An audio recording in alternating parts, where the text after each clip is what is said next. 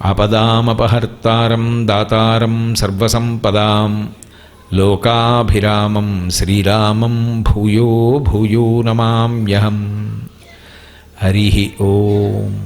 పరమేశ్వర స్వరూపైన సభకి నమస్కారం. గౌరంభాంస్యనలోలిలోంబరమహార్నాథో హిమాంసు పుమాన్ ఇత్యాభాతి చరాచరాత్మకమిదం యస్యైవ మూర్త్యష్టకం నాణ్యకించన విద్యతే విమృశతాం యస్మాత్ పరస్మాద్విభో తస్మై శ్రీగురుమూర్తయే నమ. ఇదం శ్రీదక్షిణామూర్తయే అని శంకర భగవత్పాదులు. అందులో నిన్నటి రోజున మీకు కంటికి కనపడేటట్టుగా, అంటే ఈ మాంసనేత్రంతో చూడడానికి వీలుగా భగవంతుని దర్శనాన్ని పొంది ఉపాసనలో ఇంకా ఈశ్వరుడికి దగ్గరగా జరగడానికి అష్టమూర్తి తత్వం ఎలా ఉపకరిస్తుంది అన్న నేపథ్యాన్ని ఆవిష్కరించి, అందులో ఆ అష్టమూర్తి తత్వంలో మొట్టమొదటి మూర్తి అయినటువంటి పృథివీలింగం గురించి, పృథివీ స్వరూపం గురించి నిన్న మీతో మాట్లాడడం జరిగింది. రెండవది భవమూర్తి అంటారు. అంటే జల సంబంధమైనటువంటి విభూతులన్నీ మూర్తివంతమైతే, అంటే ఒక రూపాన్ని దాల్చి నిలబడితే అదే శంకరుడికి భవస్వరూపము అని పేరు. ఆ భవుడు అన్న పేరుతో ఉండేటటువంటి పరమశివుడు ఈ లోకములలో ఉండేటటువంటి సమస్త జీవరాశి యొక్క ప్రాణములు నిలబడడానికి కారణమవుతాడు.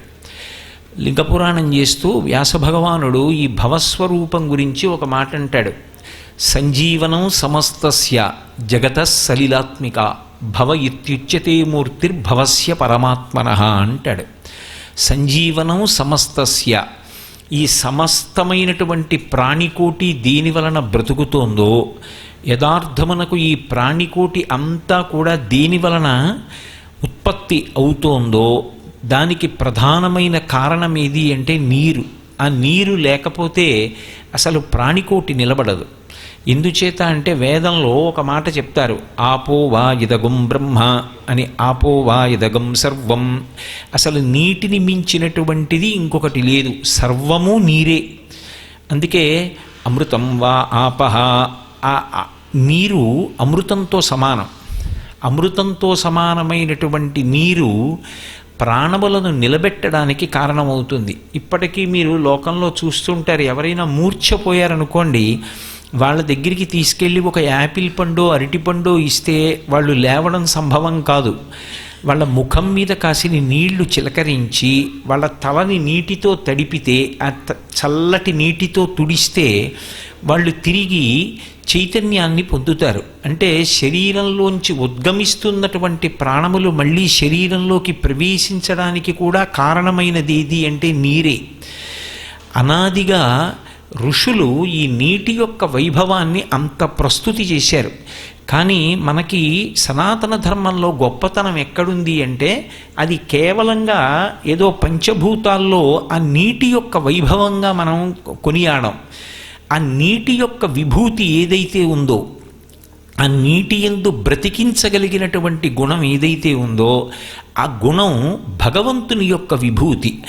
ఆయన యొక్క అనుగ్రహం ఒక రూపాన్ని తీసుకుని అక్కడ నిలబడితే అది నీరుగా మారింది అని. అందుకని భవుడు అని పిలుస్తారు. ఆ భవుని భార్య భవాని.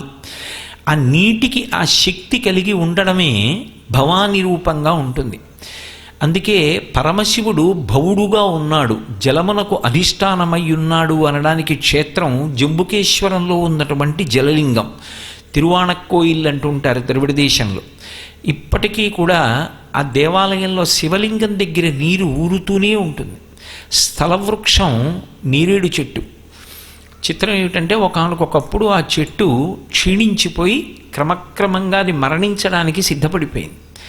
ఇంకా ఏదో కొద్ది చిగురు మిగిలి నిట్ట నిలువున ఎండిపోయింది. ఎండిపోతున్నటువంటి సమయంలో కంచికామకోటి పీఠాధిపత్యం వహించినటువంటి మహాపురుషులు, అపర శివావతారులు చంద్రశేఖరేంద్ర సరస్వతి మహాస్వామి వారు ఆ క్షేత్ర దర్శనానికి వెళ్ళారు. వెడితే ఈ స్థలవృక్షం ఇలా నిలువున ఎండిపోతోంది, ఇది మళ్ళీ జీవించడానికి ఏం చెయ్యాలి అని అడిగారు. అడిగితే ఆయన ఆ చెట్టు దగ్గర కూర్చుని రుద్రాధ్యాయం పారాయణ చెయ్యండి అన్నారు. ఆ చెట్టు దగ్గర కూర్చుని రుద్రం పారాయణ చేస్తే మళ్ళీ ఆ చెట్టు చిగర్చి యథావైభవాన్ని పొందింది. ఆ లింగం దగ్గర ఇప్పటికీ నీరు ఊరుతూ ఉంటుంది. ఆ ఊరినటువంటి నీటిని ఎవరి మీద చల్లరు, ఎవరికీ తీర్థంగా ఇవ్వరు. ఎప్పటికప్పుడు ఆ నీరు తీసి పక్కన పోసేస్తూ ఉంటారు. ఆ నీరు ఎక్కడి నుంచి వచ్చింది అంటే దానికి సమాధానం ఏమి ఉండదు. ఈ సమస్తమైనటువంటి జలరాశిగా ఉండి లోకములను బ్రతికించేటటువంటి లక్షణము కలిగి ఉన్నవాడెవరో ఆయనే శంకరుడు. నిజానికి కేవలం శరీరాలు బ్రతకడం ఒక్కటే కాదు, శరీరములు పోషింపబడడం ఒక్కటే కాదు, ధర్మము దేనిని ఆశ్రయించి ఉంటుంది అంటే నీటిని ఆశ్రయించి ఉంటుంది. నీరు లేదనుకోండి, ఉత్తర క్షణం పోయేదేది అంటే ధర్మం పోతుంది. ఇందుచేత ధర్మమునకు నీటికి అంత దగ్గర సంబంధం ఉంటుంది అంటే శౌచము సిద్ధించాలి అంటే నీరు వినా మార్గం ఉండదు. నేను ఇప్పుడు ఇక్కడికి ప్రవచనానికి రావాలి అంటే ప్రవచనానికి ముందు సంధ్యావందనం చేసి కదూ రావాలి. సంధ్యావందనం చెయ్యాలి అంటే నాకు శౌచం ఎలా సిద్ధిస్తుంది? స్నానం చేస్తే. స్నానం చెయ్యాలి అంటే నాకు ఉపకరణం ఏది? నీరే. ఒకవేళ నేను స్నానం చేసి కూర్చున్న అర్ఘ్యం ఇవ్వాలి అంటే దేంతో అర్ఘ్యం ఇవ్వాలి? నీటితోనే అర్ఘ్యం ఇవ్వాలి. ఆ అర్ఘ్యం ఇవ్వకుండా అసలు సంధ్యావందనమే చేయకుండా నేను ఇక్కడికి ప్రవచనానికి రావడం కన్నా అనవసరమైన విషయం ఇంకోటి ఉండదు. ఆ సంధ్యావందనానికి ప్రాణం ఎక్కడుంది అంటే నీటితోనే ఉంది. ఆ నీరు లేకపోతే అసలు ధర్మం నిర్వర్తించడానికి ఎవరు ఏ కార్యక్రమం చెయ్యాలో ఆ కార్యక్రమం నిర్వర్తించడానికి కావలసినటువంటి స్థితి ఏర్పడదు. పైగా నీరు దొరకలేదనుకోండి, ఇక ఐశ్వర్య సంబంధం ఉండదు లోకానికి. ఒక ఊరుందనుకోండి, ఆ ఊళ్ళో ఎంతంత మేడలు కట్టుకున్న వాళ్ళు ఉండనివ్వండి, ఎంతటి ఐశ్వర్యవంతులు ఉండనివ్వండి, కుటుంబంలో ఎంతమంది సభ్యులు ఉండనివ్వండి, ఎంత బంగారం ఉండనివ్వండి, ఎన్ని పశువులు ఉండనివ్వండి, నీరు దొరకడం మానేసింది అనుకోండి, ఆ ఊరంతా విడిచిపెట్టి ఉన్న ద్రవ్యాన్ని బంగారాన్ని పట్టుకుని వెళ్ళిపోతారు. చిట్ట చివరికి 4 కాళ్లతో ఉండేటటువంటి పశువులు ఏ ఉంటాయో వాటిని వెంట తీసుకెళ్లకుండా వదిలిపెట్టి వెళ్ళిపోతారు. ఊళ్ళు దేనికి ఖాళీ అయిపోతాయి అంటే నీరు దొరకకపోతే ఖాళీ అయిపోతాయి. ఆ నీటి రూపంలో ఉండి పరమాత్మ లోకాలనన్నిటినీ కూడా అనుగ్రహిస్తూ ఉంటాడు. అటువంటి నీరు లేకపోతే అసలు ఈ ప్రపంచము నిలబడదు. ఆ నీటి రూపంలో ఉండి బ్రతికించేటటువంటి లక్షణం నీటి యందు ఉండేటట్టుగా చేసిన వాడెవరో ఆయన శివుడు. అందుకే నీటి రూపంలో ఆయన ఉన్నప్పుడు ఆయన్ని భవుడు అని పిలుస్తారు. ఇటువంటి నీటి గురించి మాట్లాడుతూ వేదం ఒక మాట అంటుంది, హిరణ్యవర్ణా శుచయ పావకాయా సుజాత కశ్యపోయాస్వింద్ర అగ్నివ్యా గర్భం దధిరే విరూపాస్తాన ఆపశ్యగ్గుశోనా భవంతు అంటుంది. బంగారు రంగు కలిగినటువంటివై ఈ నీరు ఇంద్రుడికి మాతృస్థానీయములై ఉన్నాయి. వేదంలో ఉండేటటువంటి ఇంద్రుడు వేరు, పురాణంలో ఉండేటటువంటి ఇంద్రుడు వేరు.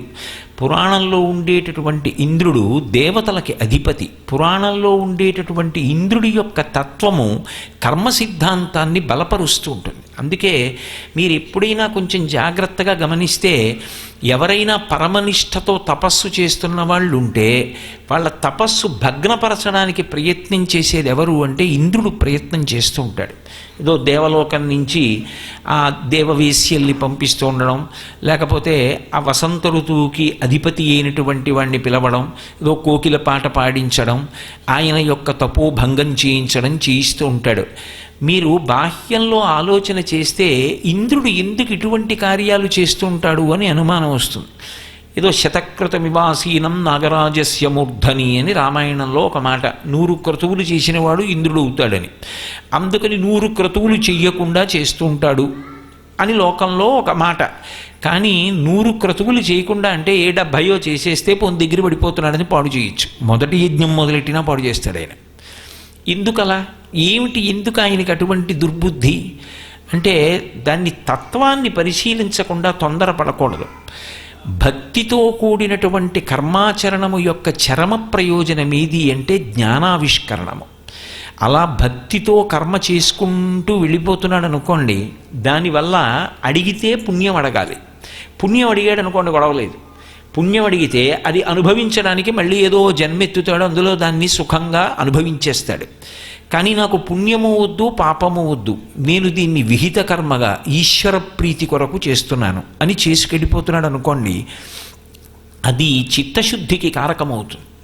చిత్తశుద్ధి పాత్రత. ఒకసారి ఆ పాత్రత ఏర్పడితే భగవంతుడు ఆ భక్తితో కూడినటువంటి నిష్కామ కర్మ చేత ప్రీతి చెంది ఎప్పుడో అప్పుడు జ్ఞానాన్ని అనుగ్రహిస్తాడు. అది ఎలా ఉంటుంది అంటే, ఒకసారి అన్నం వండడానికి బియ్యం కడిగి నీళ్లల్లో బియ్యం పోసి అగ్నిహోత్రం మీద పెట్టిన తరువాత అన్ని బియ్యపు గింజలు మెతుకులైపోతాయి. అంతేకాని మళ్ళీ అనుమానం వచ్చి అందులో అన్ని మెతుకులు అయ్యాయా లేదా అని చూడక్కర్లేదు, అన్నీ మెతుకులవుతాయి.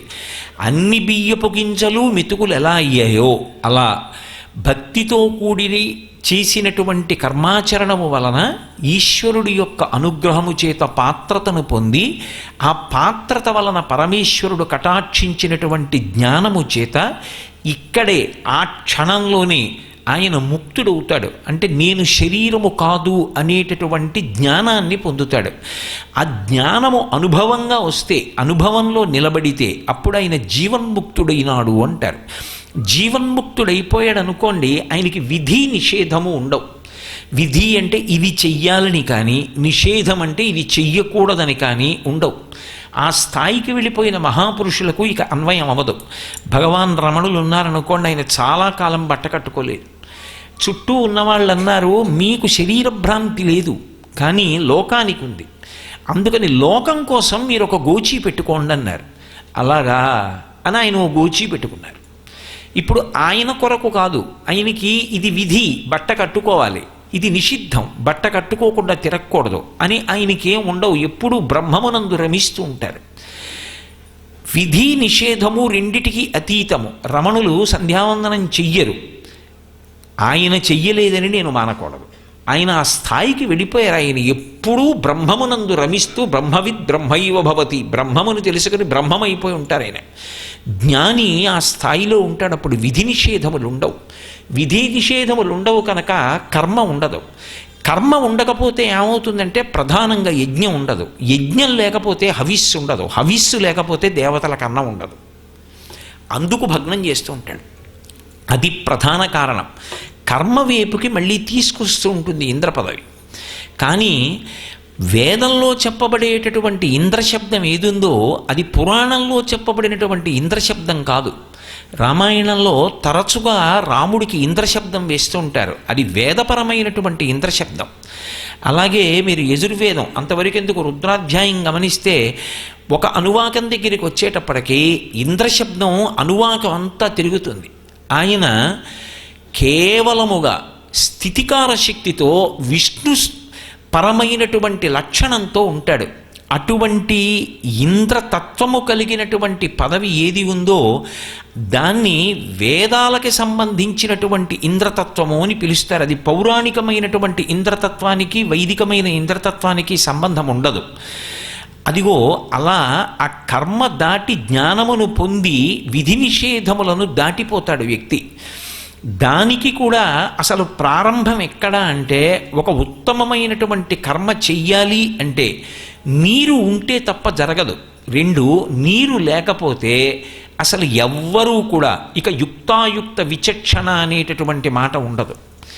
దీని పట్ల ఈ గౌరవం పాటించాలా పాటించకూడదా అన్న మాట ఉండదు. అటువంటి ఇంద్రుడు ఎవరున్నారో ఆయనకి ఈ జలములు మాతృస్థానీయములై ఉంటాయి. అందుకే పోతన గారు ఆ భాగవతం దశమస్కంధం చేస్తూ ఓ చిత్రమైనటువంటి పద్యం చేశారు.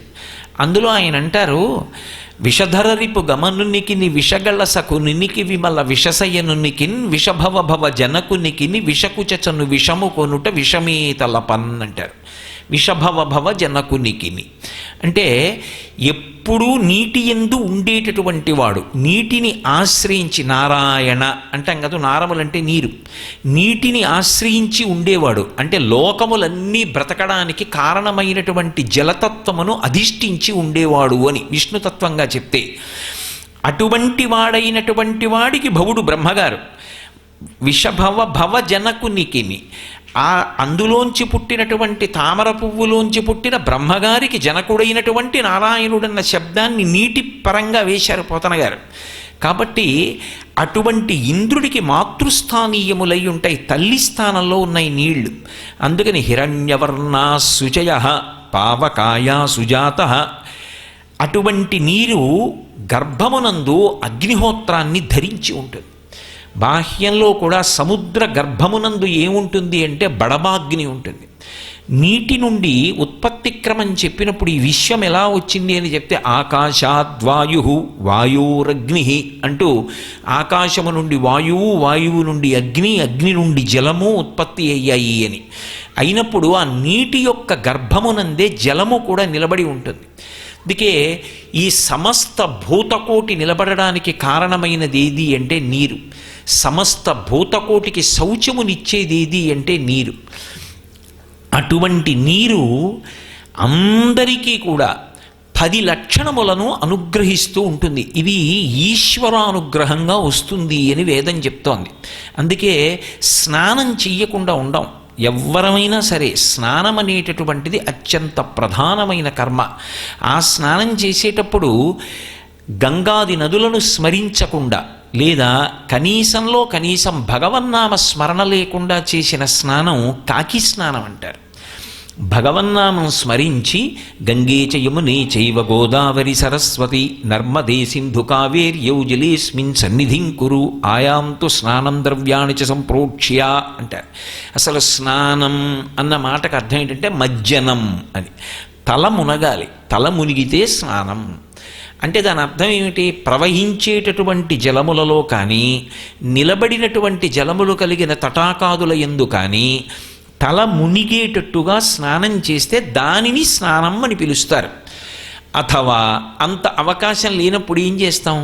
ఆ నీళ్లు తీసి తలమించి పోసుకుంటాం. అలా స్నానం చేస్తే ఏమొస్తుంది అన్నారు. నీటి వలన 10 గుణములు కలుగుతాయి. ఈ 10 గుణములు ఎక్కడి నుంచి వస్తాయి అంటే కేవలము నీటి నుండి మాత్రమే ఉత్పన్నమవుతాయి. ఇది భారతీయ ధర్మమునందు సనాతన ధర్మమునందు ఉన్నటువంటి గొప్పతనం. అందుకని ఆయన భవుడయ్యాడు. జలము ఒక లింగస్వరూపం, ఒక శివస్వరూపమైంది. అందులో మీరు మొట్టమొదటిదేది అంటే సాధో రూపంచ, సాధురూపం కలుగుతుంది. సాధురూపము అంటే ఉద్వేగములన్నీ అణగిపోయి చక్కటి స్వరూపము కలుగుతుంది. ఇప్పుడు నిద్రపోయాడనుకోండి ఒక వ్యక్తి, నవరంధ్రములు కూడా మలమును విడిచిపెడతాయి. 2 కన్ను రంధ్రాలు, 2 ముక్కు రంధ్రాలు 4, 2 చెవి రంధ్రాలు 6, నోరు 7, మలద్వారము మూత్రద్వారము 9 రంధ్రములు. ఈ 9 రంధ్రములు కూడా మలమును స్రవిస్తాయి. 9 రంధ్రములు మలమును స్రవిస్తే వాడు ఉత్తమ కర్మ చేయడానికి అర్హత కోల్పోతాడు. పైగా శరీరము యొక్క తేజస్సు క్షయమైపోతుంది. అందుకే చూడండి, ఏం నిద్రపోయి లేచావా ఏమిట్రా అలా ఉంది నీ ముఖం అంటారు. అది దేని చేత మళ్ళీ ఉత్సాహాన్ని పొందుతుంది, మంచి స్వరూపాన్ని పొందుతుంది అంటే స్నానము చేత పొందుతుంది. అందుకే మీరు చూడండి, నేను అలా అన్నానని మీరు తేలిగ్గా తీసుకోవద్దు. ఎక్కువ పర్యాయములు స్నానము చేసేటటువంటి వారి యొక్క తేజస్సు వేరుగా ఉంటుంది. అంత స్నానం చెయ్యనటువంటి వాళ్ళు, ఎక్కువ స్నానమునందు శ్రద్ధ లేని వారు ఎవరుంటారో వారి యందు అటువంటి కాంతి మీకు గోచరము కాదు.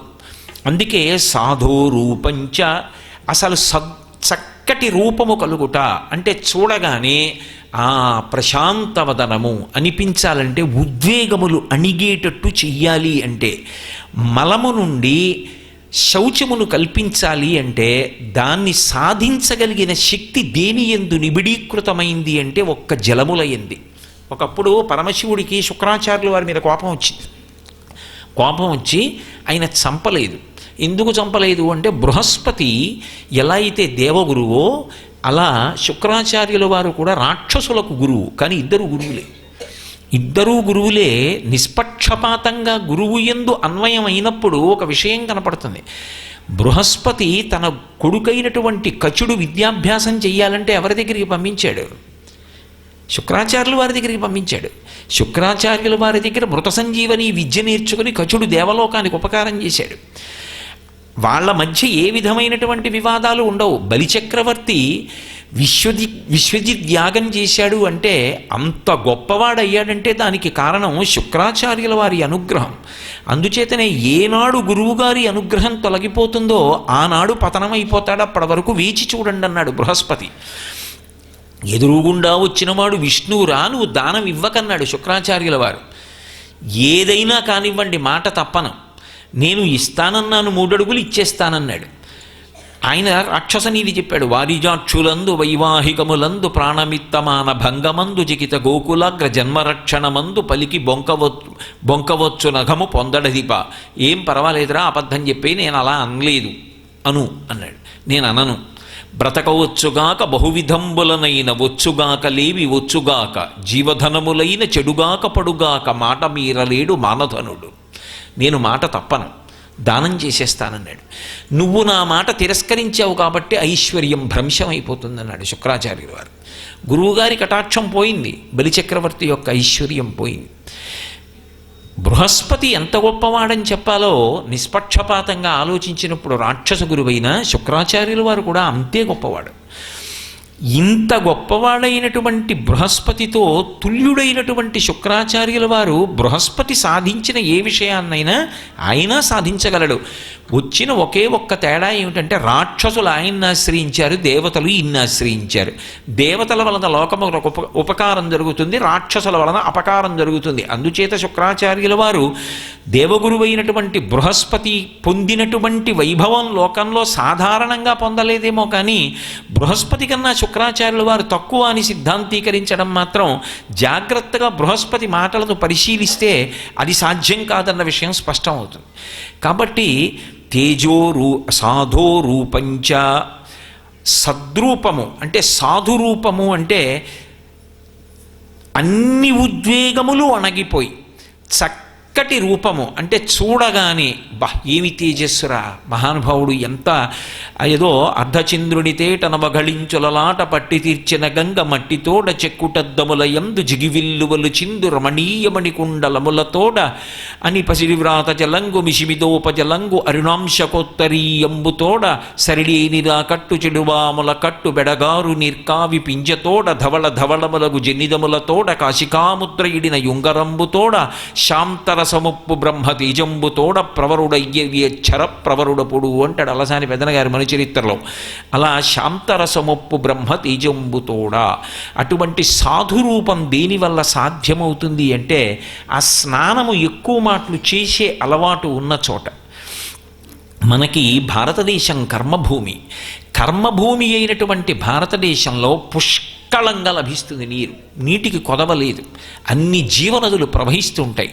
సాధోరూపంచ, సాధోరూపంతో పాటుగా తేజస్సు అంటే కాంతి బాగా ఉద్దీపనమవ్వాలి అంటే, కాంతి దేని చేత పెరుగుతుంది మనసుకి మనుష్యునకు అంటే వర్చస్సు అంటారు. ఆ కాంతి పెరగడానికి కూర్మవాయువు బాగా తేజస్సుని సంతరించుకోవడానికి మనస్సు నిశ్చలంగా ఉండడం కారణమవుతుంది. ఆ మనస్సు నిశ్చలత్వం దేని చేత పొందుతుంది అంటే స్నానము చేత పొందుతుంది. అందుకే మీరు చూడండి, మనసు ఎక్కువ కదులుతోంది, రజోగుణ తమో గుణముల చేత కొట్టబడుతోంది అనుకుంటే వెంటనే చల్లటి నీటితో ఒకసారి స్నానం చేస్తారు. ఇప్పటికీ చల్లని నీటితో చేసినటువంటి స్నానము వలన రజోగుణ తమో గుణములతో కదిలిపోయినటువంటి మనసు స్థిమితపడి నిలబడుతుంది. అందుకే దాని వలన తేజస్సు ఉద్దీపనమవుతుంది. కాబట్టి ఆ కాంతిని పెంచే లక్షణం దేనికి ఉంది అంటే స్నానానికి. ఆ స్నానమునకు ఉపకరణం ఏది అంటే నీరొక్కటే. కాబట్టి సాధో రూపంచ తేజో బలశ్చ, శరీరమునకు బలమునిచ్చేది ఏది అంటే స్నానం. అసలు స్నానం చేసేటప్పటికే బడలిక బాగా తీరిపోయి అమ్మయ్యా అనిపిస్తుంది. వేసవి కాలంలో ఏదో శంకరాచార్యులు వారి శివానంద లహరిలో చెప్పినట్టు సంసార భ్రమణ పరితాపోపశమనం అంటారు. అలా బయట తిరిగి వచ్చినటువంటి వాడు ఒళ్ళు చెమట పట్టి తాపాన్ని పొంది ఉంటే ఒక్కసారి చల్లటి నీళ్లు తలమించి స్నానం చేసి తుడుచుకుని తేలిక బట్ట కట్టుకొచ్చి కూర్చున్నాడు అనుకోండి, అమ్మయ్యా అని బడలికంతా తీరి మంచి బలాన్ని పుంజుకుంటాడు. కాబట్టి బలం ఇవ్వగలిగినది ఏది అంటే స్నానం. అంతేకాదు అసలు నదీ ప్రవాహానికి అభిముఖంగా నిలబడి చేసినటువంటి స్నానం గొప్ప తేజస్సుకి కారకమై శరీర బలం పెరగడానికి కారణమవుతోంది అని వేదం నిర్ధారించింది. కాబట్టి తేజోరూపంచ బలం, అలాగే సాధోరూపంచ తేజస్సు బలం శౌచం. శౌచము దేని చేత కలుగుతుంది అంటే ఒక్క స్నానము చేత మాత్రమే కలుగుతుంది. అందుకే స్నానం విషయంలో అన్ని మినహాయింపులు ఇస్తూ వెళ్ళిపోయింది శాస్త్రం. ప్రతిరోజు పురుషుడు తలస్నానం చెయ్యాలి, తలమించి స్నానం చెయ్యాలి. తలమించి స్నానం చెయ్యకుండా పురుషుడు ఉండడాన్ని శాస్త్రం అంగీకరించదు. ఎప్పుడు అంగీకరిస్తుంది అంటే ఏదైనా అనారోగ్యము చేత గ్రసింపబడితే, ఆయన బాధపడుతుంటే, శరీరము జ్వరపీడితమయ్యుంటే కంఠగత స్నానము. ఇక్కడి నుంచి స్నానం ఎప్పుడు అంటే ఒక్క ఆరోగ్యం బాగుండకపోతేనే. అది కూడా చెయ్యడానికి అంగీకరించకపోతే వైద్యుడు అలా కూడా స్నానం చేయకూడదు అంటే కటి ప్రాంతం నుంచి అంటే నడుం దగ్గర నుంచి స్నానం చెయ్యాలి. అది కూడా కుదరదు అంటే కాళ్ళు కడుక్కోవాలి.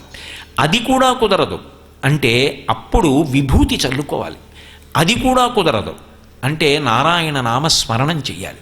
అథవా గోవిందా గోవిందా గోవింద అపవిత్ర పవిత్రోవా సర్వావస్థాంగతోపివా యస్మరేత్ పుండరీకాక్షం సబాహ్యాభ్యంతర శుచి. తప్ప ఇన్ని మినహాయింపులు ఎందుకు ఇస్తూ వెళ్ళింది అంటే స్నాన ఫలితమును కల్పించడానికి వెళ్ళింది. స్నానమే శౌచమునిస్తుంది. శౌచము అంటే ఒక ఉత్తమ కర్మ చేయడానికి అర్హత. ఒక్కొక్క అర్హత పొందితే తప్ప ఒక్కొక్క కర్మ చెయ్యడం సాధ్యం కాదు. ఒక వ్యక్తి ఏది చదువుకోవాలో అది చదువుకుంటే తప్ప ఒక ఉద్యోగానికి అర్హుడు కాడు. అలాగే స్నానం చేసినవాడై ఉంటే తప్ప భగవత్ సంబంధమైనటువంటి కర్మ చెయ్యడానికి అర్హత పొంది ఉండడు. ఆ శౌచము కలగాలి అంటే స్నానం ఒక్కటే మార్గం అయి ఉంటుంది. కాబట్టి శౌచం ఇచ్చిన అదే. అలాగే ఆయుష్యమారోగ్యమలోలపత్వం దుస్వప్నఘాతంచ తపశ్చ మేధా అంది వేదం. ఆయుష్యం దీర్ఘాయుర్దాయం దేని చేత కలుగుతుంది అంటే నియమంగా స్నానం చేసేటటువంటి అలవాటు ఎవరికి ఉంటుందో, స్నానం చేసేటటువంటి విధి విధానాన్ని ఎవరు పాటించి స్నానం చేస్తారో వాళ్ళు దీర్ఘాయుష్మంతులవుతారు. అందుకే ఆయుష్యం ఆరోగ్యం దేని మీద ఆధారపడుతుంది అంటే స్నానం చెయ్యడంలో ఆ నిష్ట కలిగి ఏదో గబగబా స్నానం చేసి రావడం కాదు. స్నానం చేసేటప్పుడు శ్రద్ధావంతుడై. అందుకే నీరు శ్రద్ధాస్వరూపము అంది వేదం. శ్రద్ధ అంటే శంకరాచార్యులు వారు శ్రద్ధ అన్న మాటకు భాష్యం చేశారు. శాస్త్రస్య గురువాక్యస్య సత్యబుద్ధ్యావధారణ సా శ్రద్ధ కలితా సిద్భి యా వస్తూపలభ్యతే. గురువుగారి మాట, శాస్త్రం చెప్పినటువంటి మాట పరమసత్యములు అనేటటువంటి నమ్మకం దేని చేత కలుగుతుంది అంటే నీటి యొక్క స్పర్శ చేత కలుగుతుంది. ఆ స్నానం చేస్తే ఆ నీటి యందు ఉన్న విభూతి ఆ శ్రద్ధ కలిగేటట్టుగా చేస్తుంది. అందుకే స్నానం ఏం చేస్తుంది అంటే ఆయుష్యమారోగ్యమలోలుపత్వం. లౌల్యము అని ఒక మాట సంస్కృతంలో. లా పడింది అంటే భోగానురక్తి. వాడికి కర్తవ్యాన్ని నిర్వహించడం కన్నా ఇతర విషయముల మీద మక్కువ ఎక్కువ.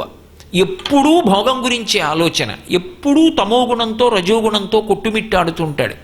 మనకి యథార్థమునకు సమయపాలనని మించినటువంటి గొప్ప గుణం ఇంకొకటి లేదు.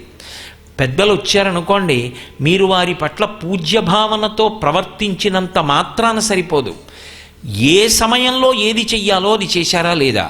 మహాత్ములకు కూడా ఆగ్రహం దేనికి వస్తుంది అంటే చెయ్యవలసిన పని చెయ్యవలసిన సమయంలో చేయకపోతే వస్తుంది. మహాత్ములకు కోపం ఏమిటి? కర్తవ్యమకృతం కార్యం సతాం మన్యుముదీరయేత్ అని రామాయణం. మహాత్ములకు కూడా ఆగ్రహం దేని చేత వస్తుంది అంటే ఏ సమయమునందు ఏ పని చెయ్యాలో ఆ సమయమునందు ఆ పని చెయ్యాలి. అందుకే అసలు శాస్త్రం దేన్ని చెప్తుంది అంటే సమయపాలన. ఏ సమయానికి నిద్ర లేవాలి, ఏం చెయ్యాలి, ఇదే మాట్లాడుతుంటుంది. అది ఎందుకు వదలాలి అంటే ఏదో భోగం, ఇది మానేసి అది చేస్తుంటే సంతోషంగా ఉంది, అందుకని అది చేస్తూ కూర్చుంటాడు, ఇది మానేస్తాడు. కానీ దాన్ని లౌల్యం, ఎప్పుడూ భోగములు అనుభవించాలనేటటువంటి తాపత్రయం, సమయమునందు చెయ్యవలసిన పని చెయ్యాలనేటటువంటి కర్తవ్యమునందు విముఖత, ఈ వైముఖ్యం పోయి మనిషికి కర్తవ్యమునందు నిష్ట కలగాలి అంటే అది దేని చేత కలుగుతుంది అంటే జలస్పర్శ చేత, స్నానము చేత కలుగుతుంది. నీటికి ఆ శక్తి ఉంది, అది లౌల్యమును పోగొడుతుంది.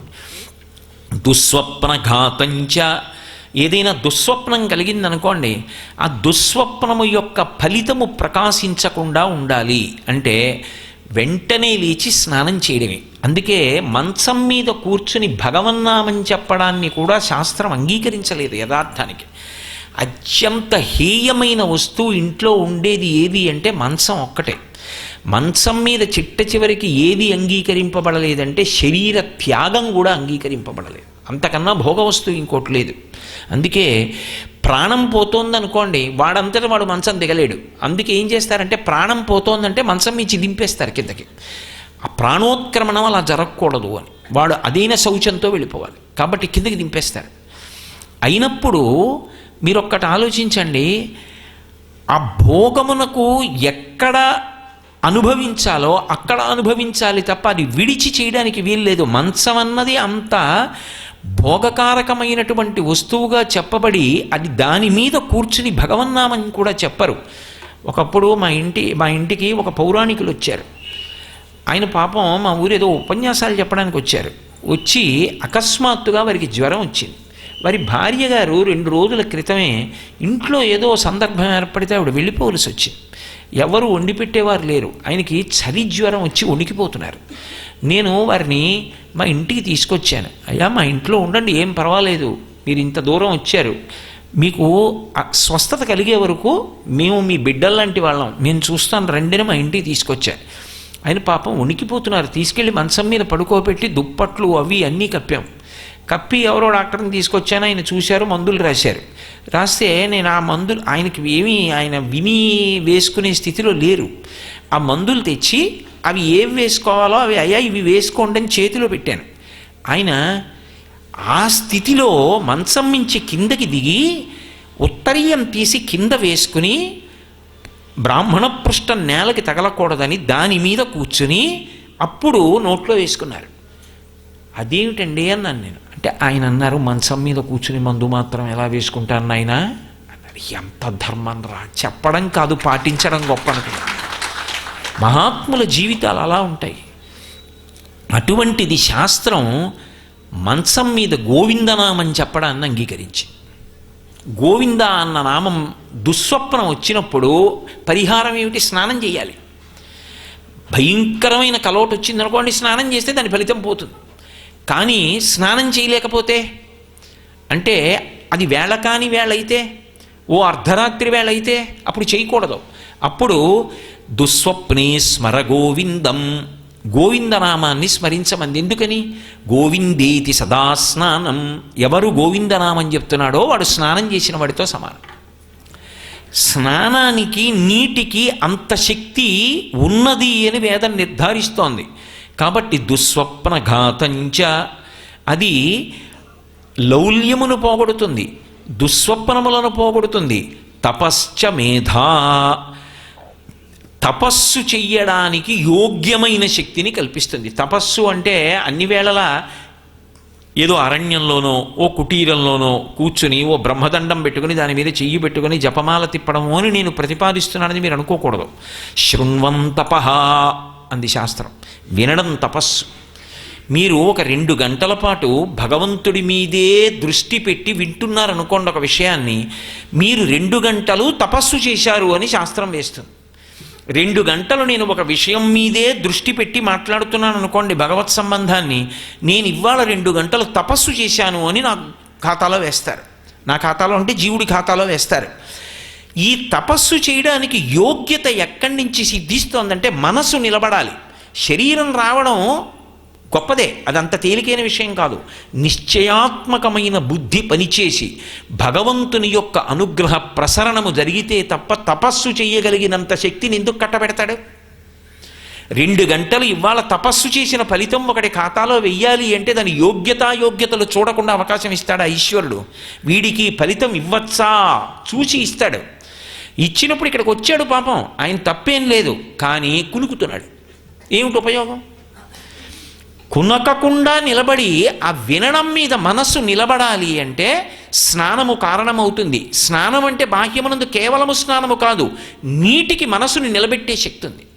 అంటే నేను ఇదేదో గొప్ప కోసం చెప్తున్నానని మీరు అనుకోకండి. మా చిన్నతనంలో 4 గంటలకి నిద్ర లేపి ముందు నువ్వు స్నానం చేసి నమస్కారం చేయాలని లేపేవారు, చదువుకోమని లేపేవారు కాదు, భగవత్ సంబంధం చెప్పి నిద్ర లేపాలి.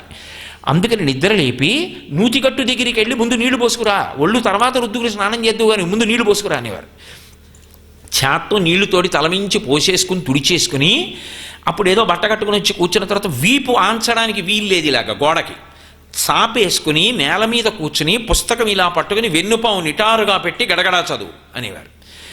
అలా కూర్చుని మనసు నిలబెట్టడానికి మళ్ళీ ఆవలింత రాకుండా చదివినది లోపలికి వెళ్ళిపోవాలి. నేను తిన్న అన్నం నేనైపోయినట్టు, నేను చదివినది నేనైపోవాలి, ఎప్పుడైనా అది జ్ఞాపకానికి రావాలి మళ్ళీ. అందుకు ఛందోబద్ధమైన కవిత్వం వచ్చింది. ఛందోబద్ధంగా ఎందుకు ఇస్తారంటే అది ధారణ చెయ్యడానికి యోగ్యమవుతుంది. అది ధారణ చేయవలసిన అవసరం లేదనుకోండి, వచనంగా రాస్తారు. ఏదో గజేంద్రమోక్షణ ఘట్టంలో అరణ్యాన్ని వర్ణిస్తున్నారనుకోండి, అక్కడ పులులు ఉన్నాయా సింహాలు ఉన్నాయా ఇవన్నీ గుర్తెట్టుకోక్కర్లేదు, ఎన్ని చెట్లు ఉన్నాయి ఏ రకాల చెట్లు ఉన్నాయి, వచనం రాస్తారు. ఒక పద్యం జీవితాంతం గుర్తుపెట్టుకోవలసిన విషయం అది. అది మరిచిపోయారనుకోండి జీవితం యొక్క అభ్యున్నతికి ఒక హేతువు పోయినట్టు అవుతుంది. అయినప్పుడు అది గుర్తుండాలి అంటే దాన్ని ఛందస్సులో ఇస్తారు. ఛందస్సులో ఇస్తే తొందరగా పట్టుకుంటుంది మనస్సు. పుస్తకం చదివాడు అంటే తాను పుస్తకం అయిపోవాలి, అప్పుడు ధారణలో ఉంటుంది. అది తపస్సు.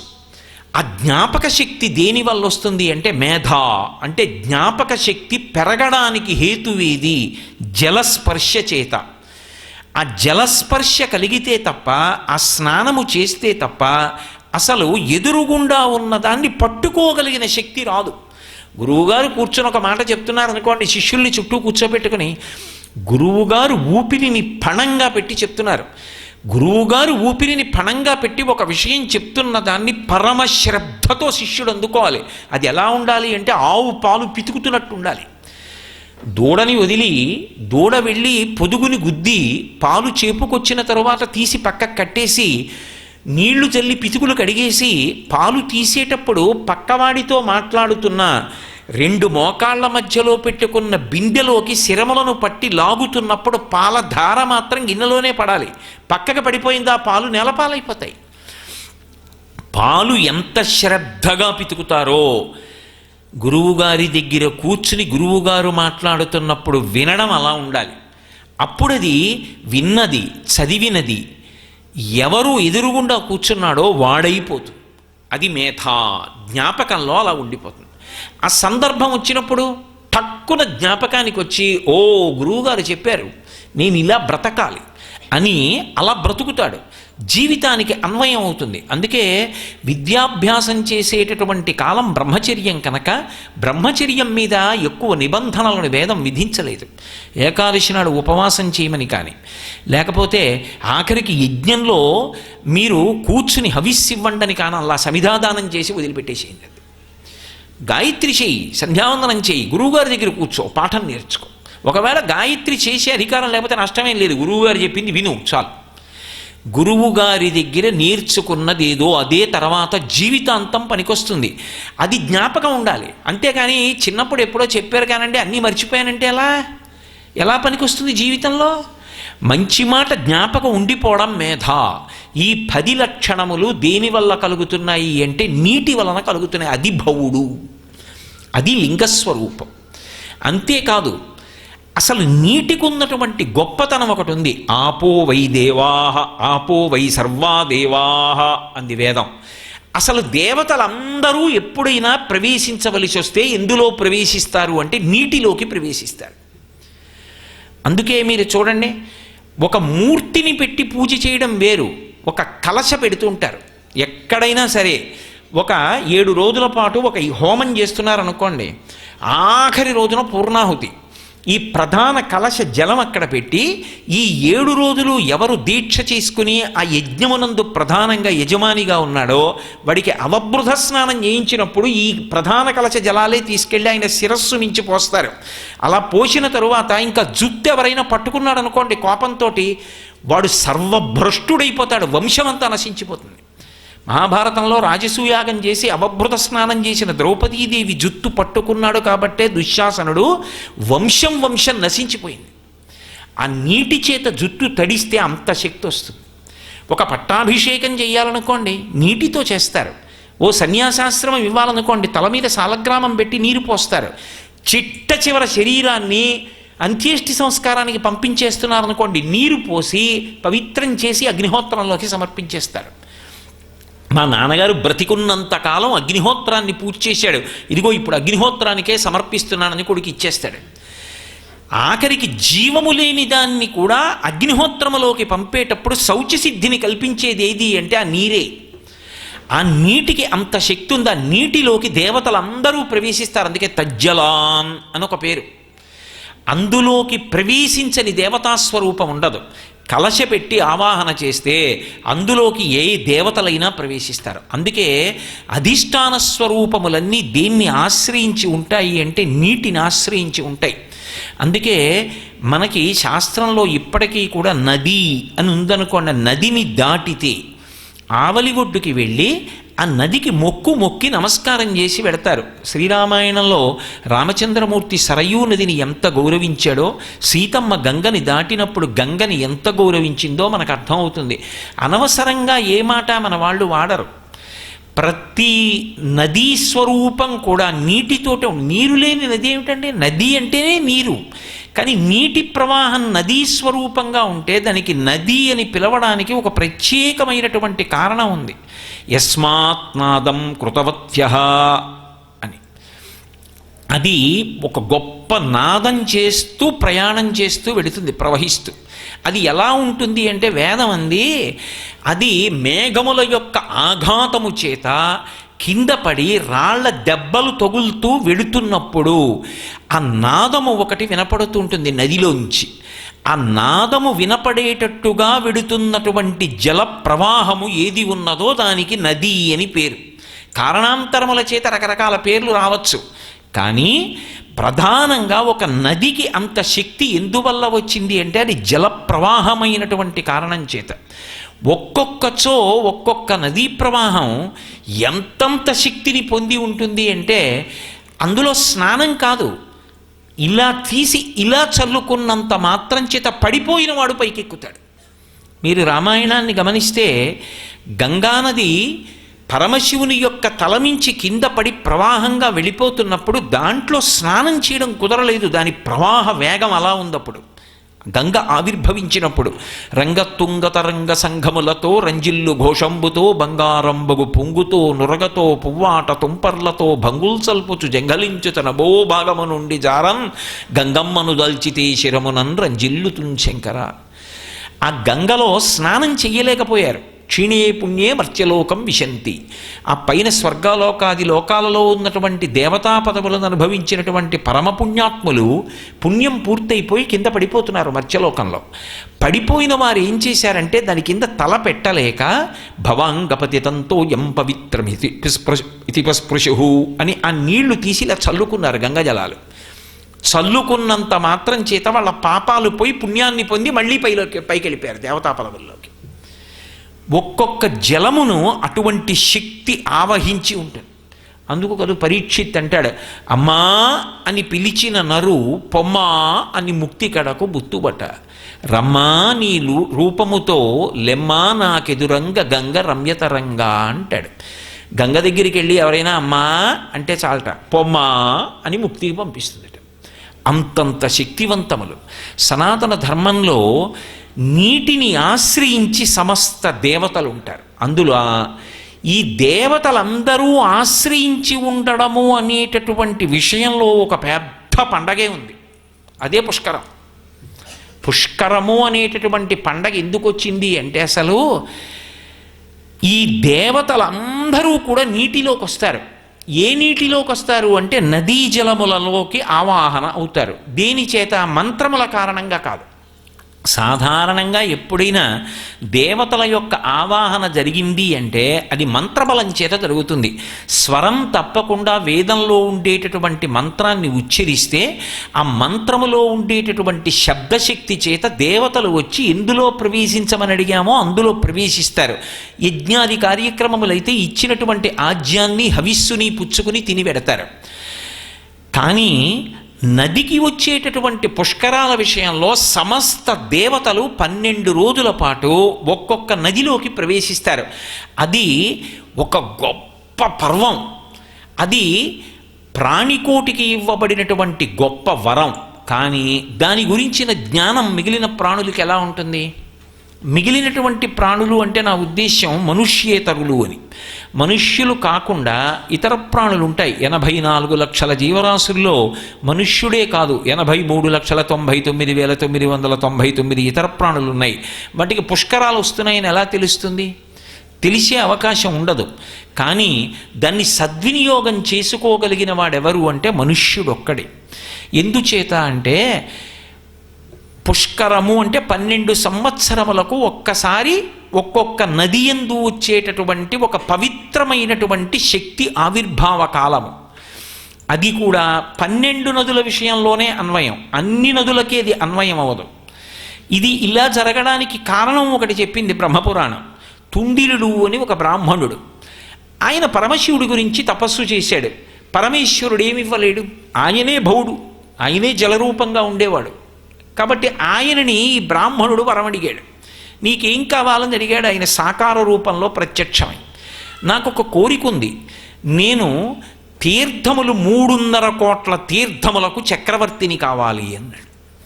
ఏమిటి తీర్థమునకున్న గొప్ప అంటే, తీర్థము నది కన్నా వేరు కాదు, కానీ తీర్థమునకు ఒక ప్రత్యేక శక్తి ఉంటుంది. అందుకే మన వాళ్ళు తీర్థయాత్ర అంటారు, దైవదర్శన యాత్ర అని ఎవరనరు.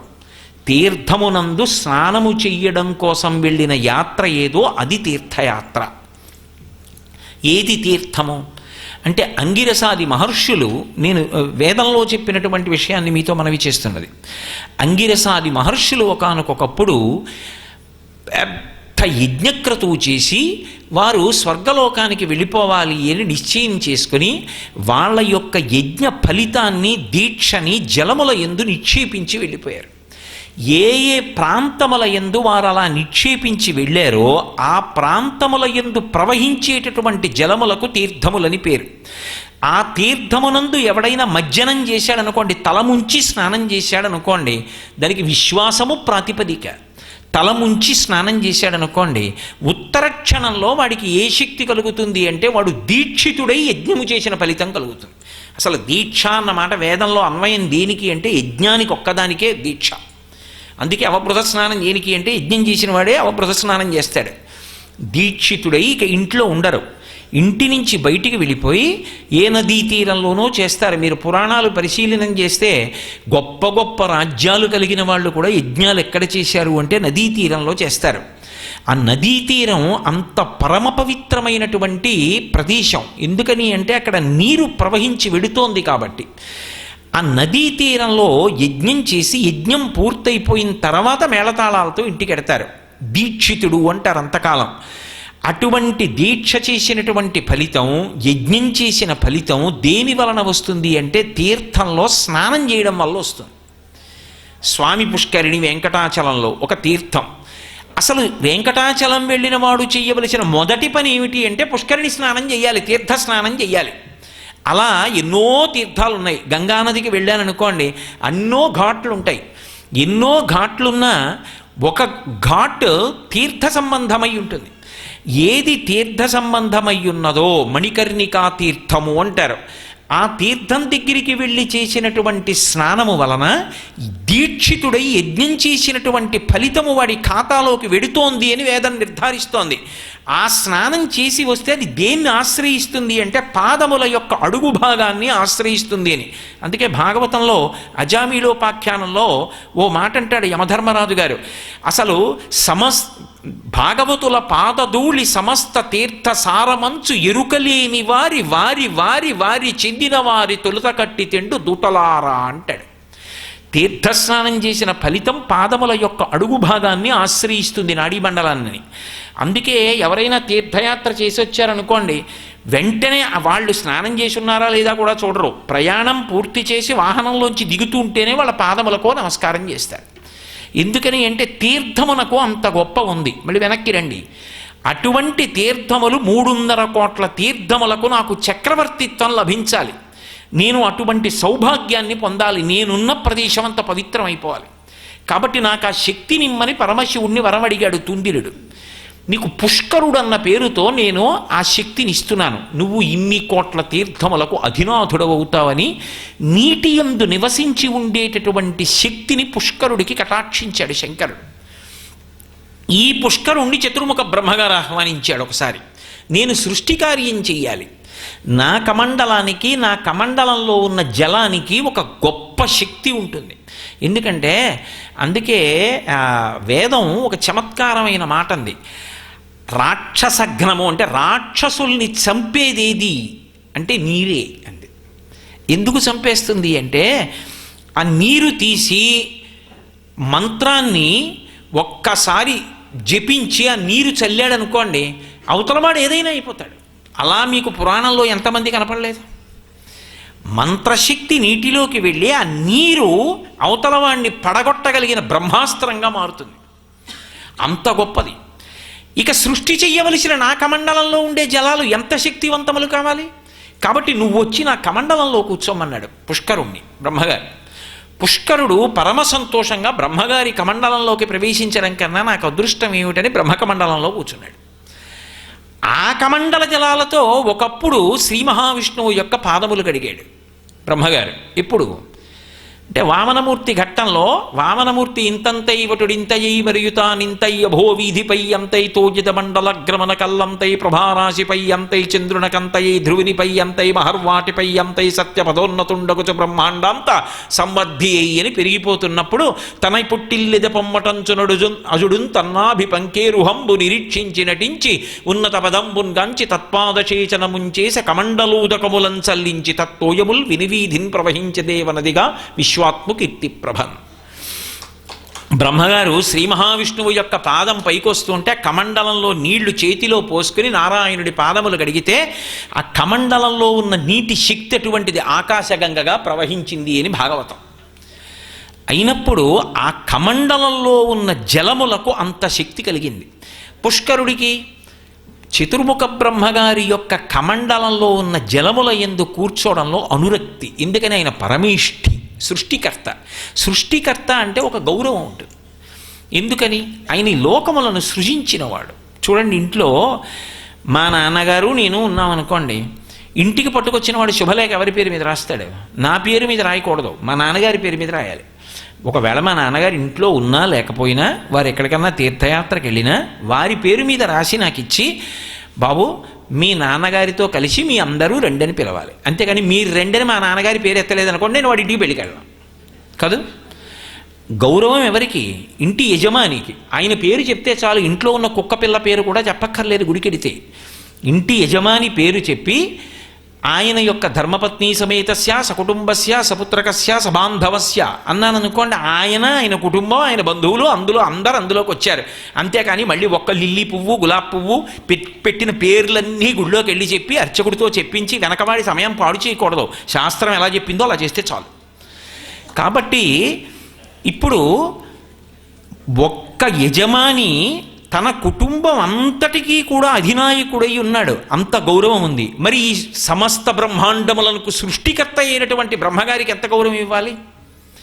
తండ్రికి గౌరవం ఇవ్వలేదనుకోండి, లోకం ఏముంటుంది? ఏమి చెమట కొడుకురా, తన తండ్రికే తాను గౌరవం ఇవ్వడు అంటుంది. అయ్యా మీ నాన్నగారు మిమ్మల్ని ఒక్కసారి కలవమన్నారండి, ఈ ఉపకారం చేసి పెడతాడో, మా అబ్బాయి దగ్గరికి వెళ్ళి అన్నారండి, వచ్చాను. మా నాన్నగారు చెప్తారండి, మీరు ఎలా నమ్మారు అన్నాడు అనుకోండి, ఎవరి గౌరవం పోయింది? తండ్రి గౌరవం పోయింది అని మీరు అనుకుంటున్నారు. అసలు ఆ కొడుకుని నమ్మరు ఎవరు. ఇంకా ఓ మా నాన్నగారు చెప్పారా, తప్పకుండా నేను పరిశీలిస్తాను, తప్పకుండా నేను మీకు ఉపకారం చేయడానికే చూస్తాను అని చేసి, నాన్నగారండి అలా అస్తమానం పంపించకండి నాన్నగారు, అంతమందికి చేయడం నా వల్ల సాధ్యమా అని తండ్రికి గోప్యంగా చెప్పుకోవాలి. అంతేగాని మా నాన్నగారు అలాగే చెప్తారు మీరు ఎలా వచ్చారన్నవాడు కొడుకు ఎందుకు అవుతాడు?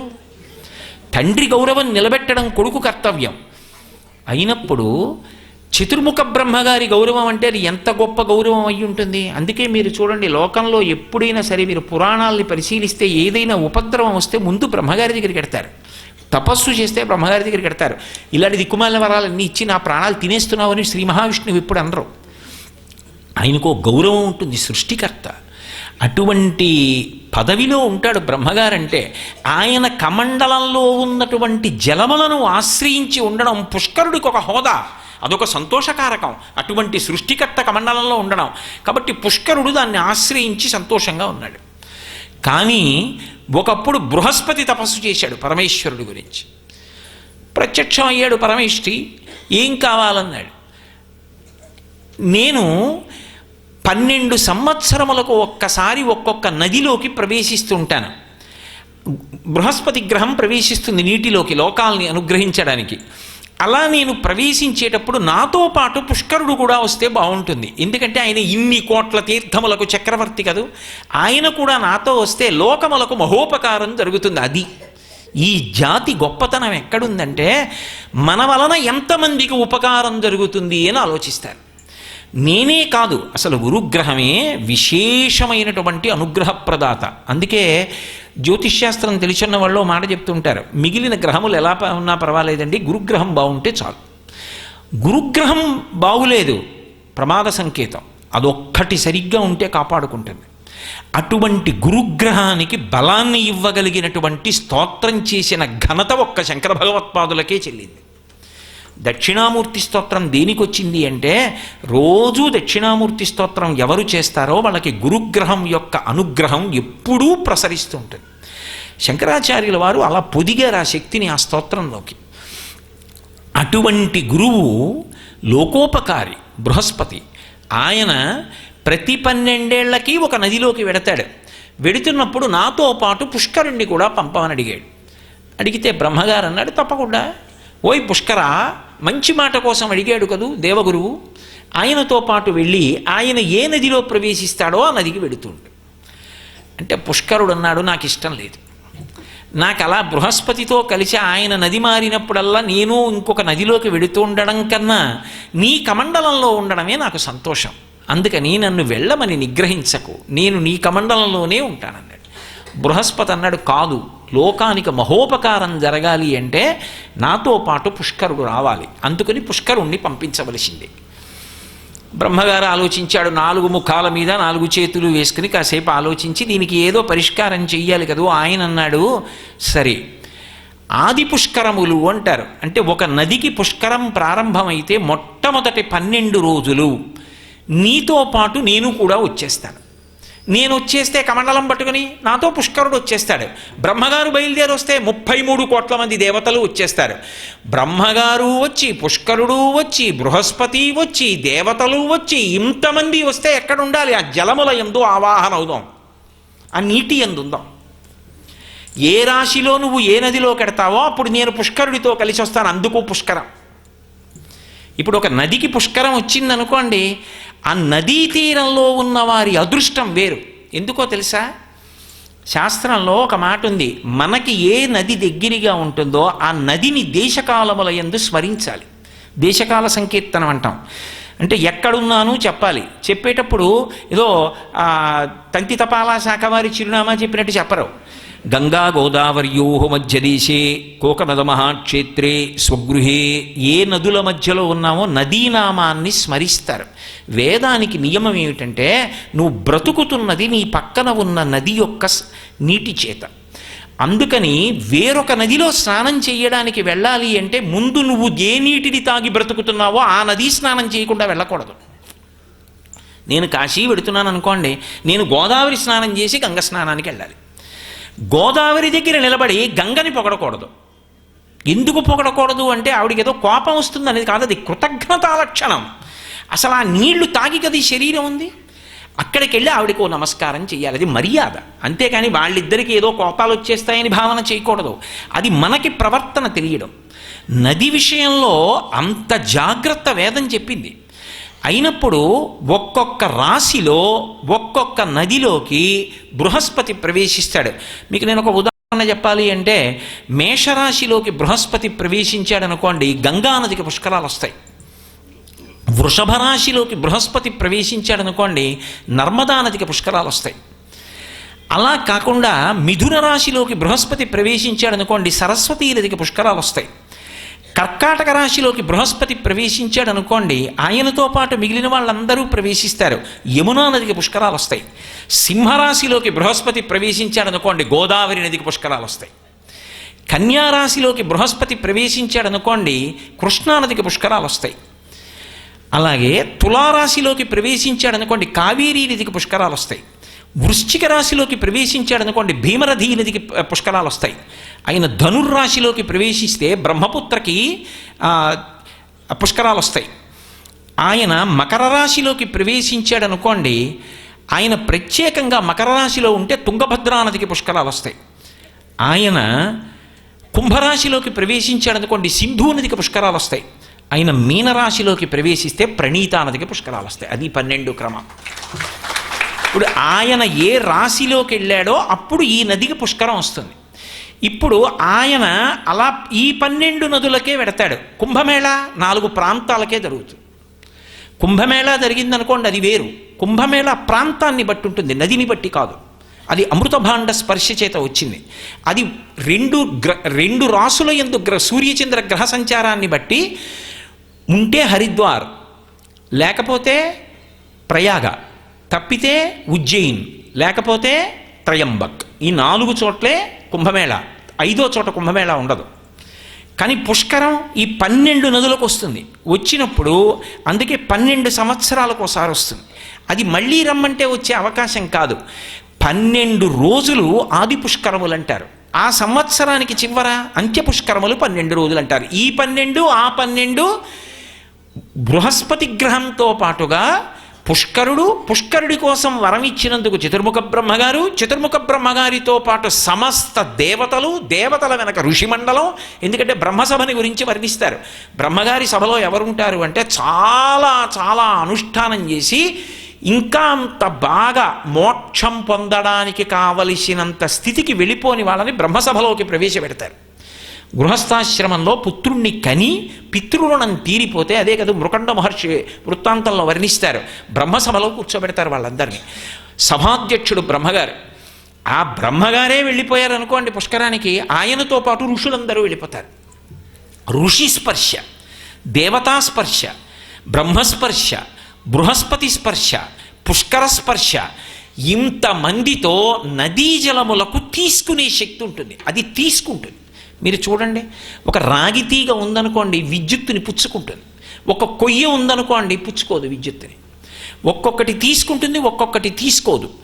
దేవతల యొక్క శక్తుల్ని, దేవతలకు స్థానాన్ని కల్పించడంలో మొట్టమొదట ఉండేటటువంటిది ఏది అంటే జలం.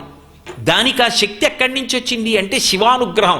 ఆ అనుగ్రహము మూర్తివంతమైతే అంటే ఒక రూపంగా నిలబడితే అది భవుడు, అది శివుడు. కాబట్టి ఇప్పుడు నదికి పుష్కరం వస్తోంది. ఇప్పుడు గోదావరి నదికి పుష్కరాలు వస్తున్నాయి. పుష్కరాలు వస్తున్నాయి అంటే ఏమండి మీరు ఇలా చెప్తున్నారు కదా, అలా ఉంటుందా?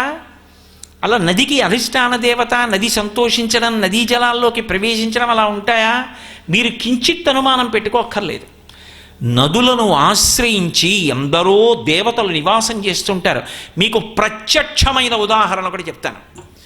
ఇప్పటికీ మీరు భద్రాచలం వెడితే, భద్రాచలంలో రామచంద్ర ప్రభువు వెలిసినటువంటి కొండ పక్కనే చిన్న గుట్ట ఉంటుంది.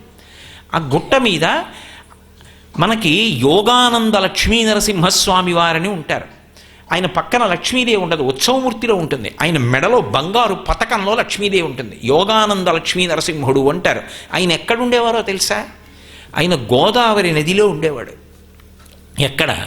పాపికొండలు అంటున్నాం. శ్రీనాథుడి యొక్క భీమఖండం చదివితే అర్థమవుతుంది. పాపికొండలు కావు, అవి పాపిడి కొండలు. ఇలా జుట్టు పాపిడి తీసి అటు ఇటు చల్లినట్టు ఆ కొండల దగ్గరికి వెళ్ళేటప్పటికి గోదావరి ఇలా చీల్తుంది కాబట్టి మధ్యలో ఉన్నదాన్ని పాపిడి కొండ అంటారు. ఆ పాపిడి కొండ దగ్గరికి పడవలు వచ్చేటప్పటికి, పూర్వం భద్రాచలం నుంచి రాజమండ్రి వరకు ఎక్కువగా పడవల మీద వచ్చి వెళ్ళేవారు. అక్కడ దాకా వచ్చేటప్పటికి లోపల నుంచి సింహగర్జన, పెడబొబ్బలు వినపడేవి. పడవలు ఆపేసేవారు. లోపలికి కొబ్బరికాయలు, అరటిపళ్ళు, పసుపు, కుంకం ఇలాంటివి వేసి భగవన్నామని చెప్పేవారు. చెప్పిన తర్వాత కాసేపటికి బొబ్బలు ఆగిపోయేవి.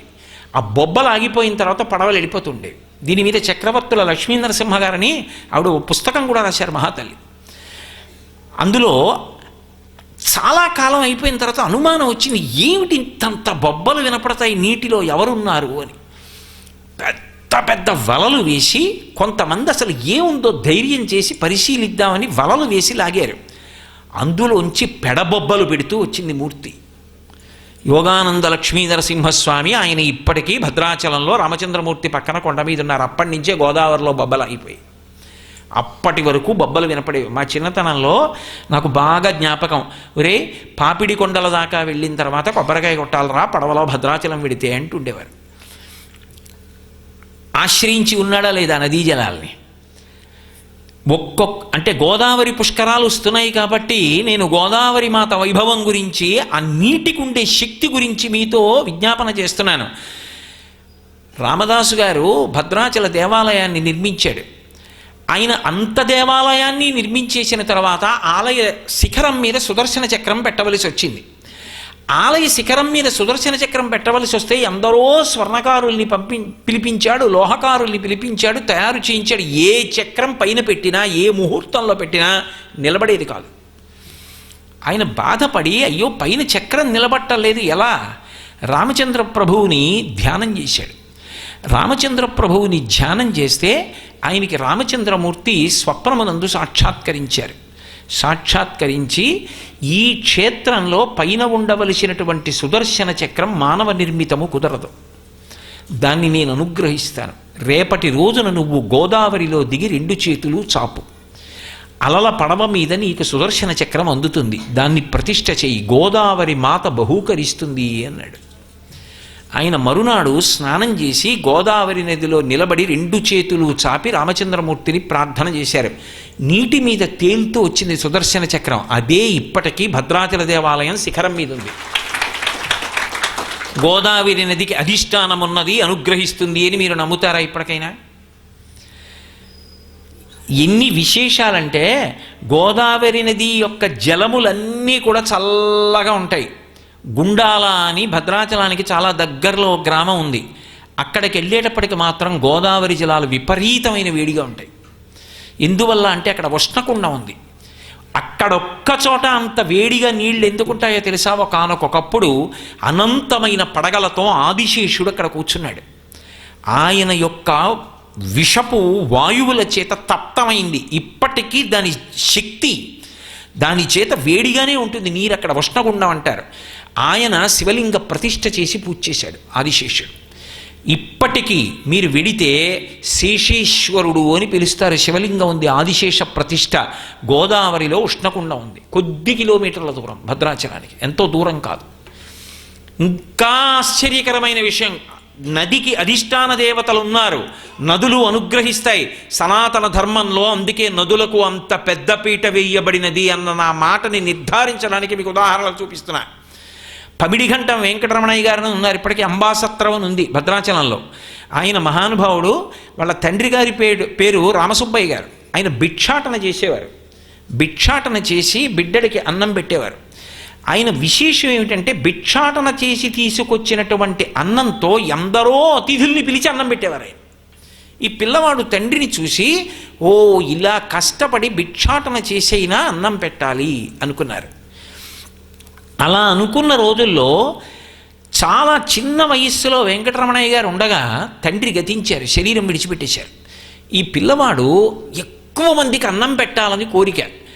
అన్నపూర్ణమ్మని ఉపాసన చేశాడు. చేసి చిన్నతనం నుంచి భిక్షాటన చేసి అన్నం తీసుకొచ్చి అతిథులకు పెడుతుండేవాడు. ఆయన గుంటూరులో ఉండేవారు. కాలక్రమంలో భద్రాచలం చేరుకున్నారు. ఆయన అమ్మవారి అనుగ్రహాన్ని అన్నదానం చేత ఎంత పొందారో తెలుసా? ఇప్పటికీ మీకు చూపిస్తారు ఆ ప్రాంతాన్ని. అంబాసత్రం వెనక పూర్వం చేతులు కడిగేవారు. అక్కడ నిలబడి ఆయన బంగారు గిన్నెలో పాయసం పెట్టి అంబా అని అరిచేవారు. అరిచేటప్పటికి పైనుంచి బంగారు రంగులో పాము దిగుతుండేది, వచ్చి పాయసం దాగిళ్ళేది.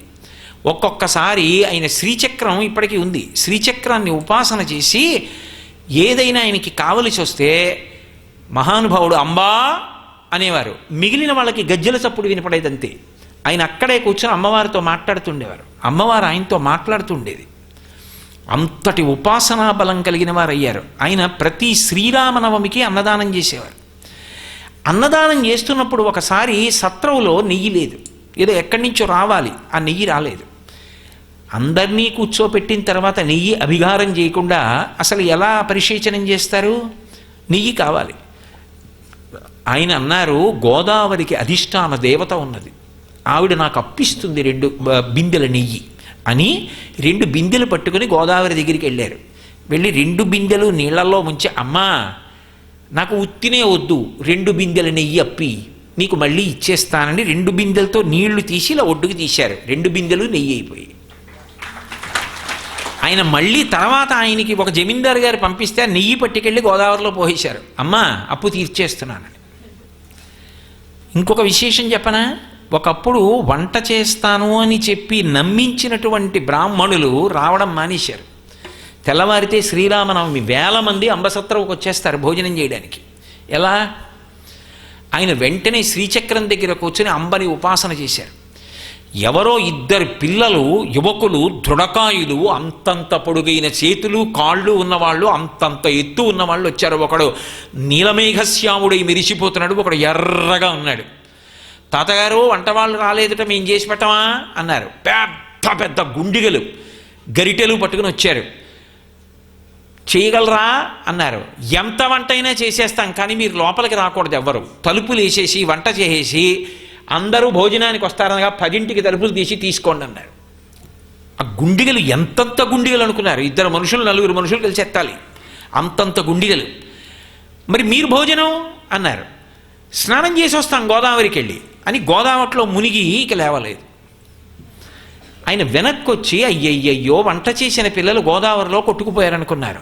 అమ్మవారు పలికింది, నువ్వు శ్రీరామనవమి అన్నదానానికి వంట బ్రాహ్మణులు రాలేదని బెంగ పెట్టుకున్నావని రామలక్ష్మణులు వచ్చి వంట చేశారు. ఆ గుండిగల మీద చూడు పేర్లున్నాయి, రామగుండిగా లక్ష్మణగుండిగా అని. నేను అబద్ధం చెప్తున్నానని మీరు అనుకుంటే భద్రాచలం అంబసత్రవుకి వెళ్ళండి, ఇప్పటికీ ఆ 2 గుండిగలు ఆ పేర్లతో ఉన్నాయి. అక్కడే ఉన్నాయి ఆ గుండిగలు. 4 మనుషులు కలిస్తే తప్ప ఎత్తలేరు ఇప్పటికీ. భద్రాచలంలోనే ఒకప్పుడు సీతమ్మ విగ్రహం తను పుచ్చేసుకుందాం అనుకుంది గోదావరి మాత. ఆవిడికి ఎందుకో ముచ్చట పుట్టింది, సీతమ్మని నేను తీసుకుపోతాను, నా దగ్గర పెట్టుకుంటాను అమ్మవారిని అనుకుంది. దండయాత్రకు వచ్చారు భిన్న విశ్వాసం వారు. వస్తే విగ్రహాలు ఎత్తుకుపోతారేమో అని ఉత్సవమూర్తులన్నీ తీసుకెళ్ళి గోదావరి నదిలో రాళ్ల కింద దాచారు. పాప రామానుజాచార్యులు వారిని అర్చకస్వామి ఉండేవారు. ఆయన ఏదో మొత్తానికి ముందు ఓ చిన్న మట్టి గోడలా కట్టి అసలు మూర్తుల్ని రక్షించి వాటి స్థానంలో వేరు మూర్తుల్ని పెట్టారు. వచ్చిన వాళ్ళు అవే నిజమైన మూర్తులు అనుకుని వాటిని బదలగొట్టారు. ఇప్పటికీ మ్యూజియంలో పెట్టారు ఆ బదలగొట్టిన మూర్తుల్ని. ఆ తర్వాత గోడ తీసేసి వెనక ఉన్న మూర్తులకు ఆరాధన చేశారు. ఉత్సవమూర్తుల్ని తెచ్చుకుందామని ఆయన నదికి వెళ్ళారు. ఈయన ఇలా దగ్గరికి వెళ్ళేటప్పటికీ గోదావరి ఒక్కసారి పొంగి రామచంద్రమూర్తిని, లక్ష్మణస్వామిని, సీతమ్మని తనలోకి తీసుకుపోయింది. ఉత్సవమూర్తుల్ని తీసుకుపోయింది గోదావరి మాత, నాకు ఇస్తావా ఇవ్వవా అని ఆయన హఠం చేసి, నేను ఈ ఒడ్డును నిరాహార దీక్ష చేస్తా, ఒక బ్రాహ్మణుడు అన్నం తినని పాపం నీ ఖాతాలో పడిపోతుంది ఇవ్వకపోతే అని హఠం చేసి కూర్చున్నారు. 1 రోజు అయిపోయింది, 2 రోజులు అయిపోయింది. అకస్మాత్తుగా ఈ పడవలు నడిపేవాళ్ళు పరిగెత్తుకొచ్చారు. వచ్చి, అయ్యా మేము ఇక్కడున్నాం, రమ్మను రామానుజాచార్యుల వారిని, మేము ఇక్కడున్నాం, రమ్మను రామానుజాచార్యుల వారిని మాటలు వినపడుతున్నాయి గోదావరిలోంచి, రెండని పడవలో తీసుకెళ్లారు. తీసుకెళ్ళి వాళ్ళు దూకి ఆ మాటలు వినపడుతున్న చోట వెతికితే రామలక్ష్మణుల విగ్రహాలు కనపడ్డాయి, సీతమ్మ కనపడలా. కనపడకపోతే అయ్యయ్యో ఇదేమిటి కనపట్టలేదు అని బెంగ పెట్టుకుని రామలక్ష్మణుల విగ్రహాలే తీసుకొచ్చారు. తీసుకొచ్చి భద్రాచలంలో కళ్యాణం చేద్దామంటే సీతమ్మ విగ్రహం లేదు. ఎలా సీతమ్మ విగ్రహం దొరకట్లేదు, గోదావరి మాత ఇవ్వలేదని ఆయన మళ్ళీ గోదావరిని కూర్చోడానికి వెళ్ళారు. రామచంద్రమూర్తి రాత్రి కనపడన్నారు, సీతమ్మని గోదావరమ్మ ఇవ్వదుట, ఆవిడ సీతమ్మని తన దగ్గరే పెట్టుకోవాలనుకుంటోంది, అందుకని ఇవ్వనంది. ఒక పని చెయ్యి, ఇక్కడికి దగ్గరలో కోట ఉన్నది, ఆ కోటలో ఉన్నటువంటి దేవాలయంలో సీతమ్మని తీసుకురా, ఆవిడే ఇక పైనుంచి కళ్యాణంలో మూర్తి అన్నారు. వెళ్ళి అర్చకులు తీసుకొచ్చారు. సరే దొంగతనం తీసుకొచ్చారు, అదంతా ఓ పెద్ద కథ అనుకోండి. మళ్ళీ ఇప్పటికీ సీతారామ కళ్యాణంలో సీతమ్మ ఆవిడే, అసలు సీతమ్మ గోదావరిలో ఉంది ఇప్పటికీ. గోదావరి మాత తీసుకుంది. నదులకు అధిష్టానములు ఉంటాయని చెప్పడానికి నేను చెప్పిన ఇవి చాలా, ఇంకా చెప్పాలా? నదులు అంత తేలిక విషయాలు కావు. వేదం అందుకే నది పేరు చెప్తే 2 చేతులు ఎత్తి నమస్కారం చేసింది. నది బతికిస్తుంది, నది కోరిక తీరుస్తుంది. నది ఇన్ని కోట్ల మంది దేవతలకి ఆవాహన పలుకుతుంది, స్వాగతం పలుకుతుంది. అందుకే ఆ పుష్కర కాలమునందు ఎవరు వెళ్ళి స్నానం చేస్తారో వాడు దేశాన్ని కాలాన్ని సద్వినియోగం చేసుకున్నవాడు. ఎందుకని? ఏదో గోదావరి పరివాహక ప్రాంతంలో నేనున్నాను అనుకోండి, సద్వినియోగం చేసుకున్నాను అన్న మాటకు అర్థం ఏమిటి?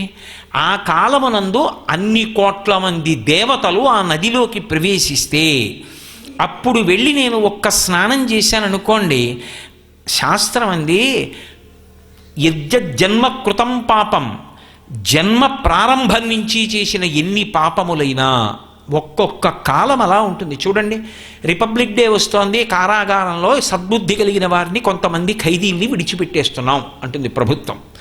అలాగే దేవతలు కూడా ఏం చేస్తారంటే మంచి బుద్ధి కలిగి ఇప్పుడు భగవంతుని యందు విశ్వాసం కలిగి పుష్కరాల్లో స్నానం చేసిన వాడు చేసిన పాపాలు తీసేస్తాం. నువ్వెందుకు గుడ్డలు బాదుకుంటావు?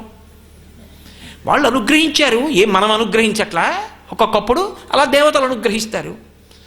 కాబట్టి ఎవరు పుష్కరమునందు స్నానం చేస్తున్నాడో ఆ నమ్మకంతో వాడు జన్మపర్యంతం చేసిన పాపములు దగ్ధమవుతాయి. వాడు స్త్రీయా పురుషుడా సంబంధం లేదు. 2 పితృదేవతలు తరిస్తారు. అందుకే ఈ 12 రోజులు దానం చెయ్యవలసినటువంటి పదార్థముల యొక్క జాబితానిచ్చింది శాస్త్రం.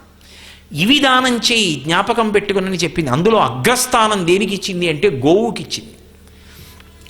పుష్కరముల యందు నదీ తీరంలో పూజ చేసి గోదానం చేయడం అంత గొప్ప విశేషం.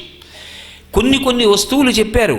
గోవు, భూమి, ధాన్యము, పువ్వులు, ముత్యములు, బంగారము, వస్త్రములు, ఎద్దు, నాగలి, యజ్ఞోపవీతం, అలాగే గృహదానం, అలాగే శయ్యాదానం, పడుకోవడానికి పడక, మంచాన్ని దానం చేయడం, శయ్యాదానం, అలాగే శాకములు, కొన్ని కూరలు పట్టుకెళ్ళి ఆ కూరలు దానం చేయడం.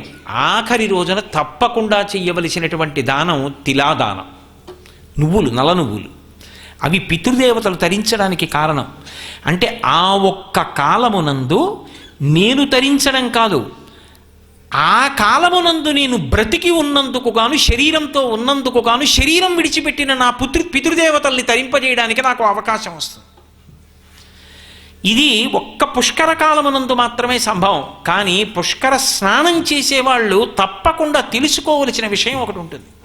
ఏమిటి అంటే, స్నానము చేత శక్తి ఎంత వస్తుందో చిన్న పొరపాటు చేత ఇంత శక్తి పోతుంది.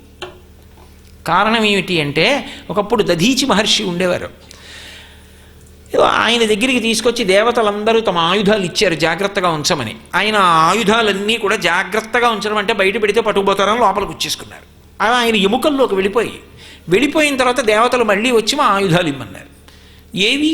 లోపలికి వెళ్ళిపోయి అస్థుల్లోకి వెళ్ళిపోయి అన్నారు.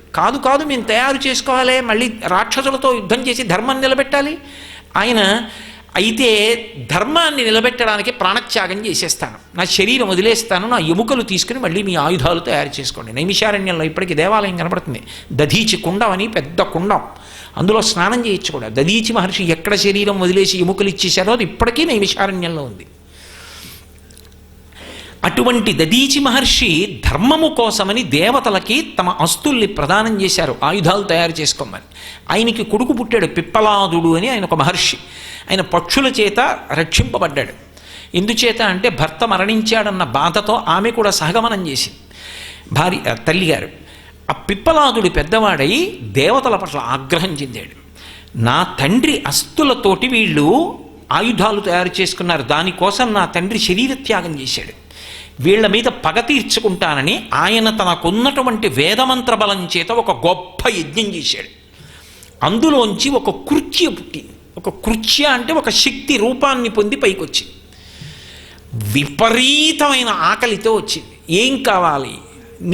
నన్ను సృజించావు, నాకు ఆకలి, ముందు అన్నం పెట్టండి.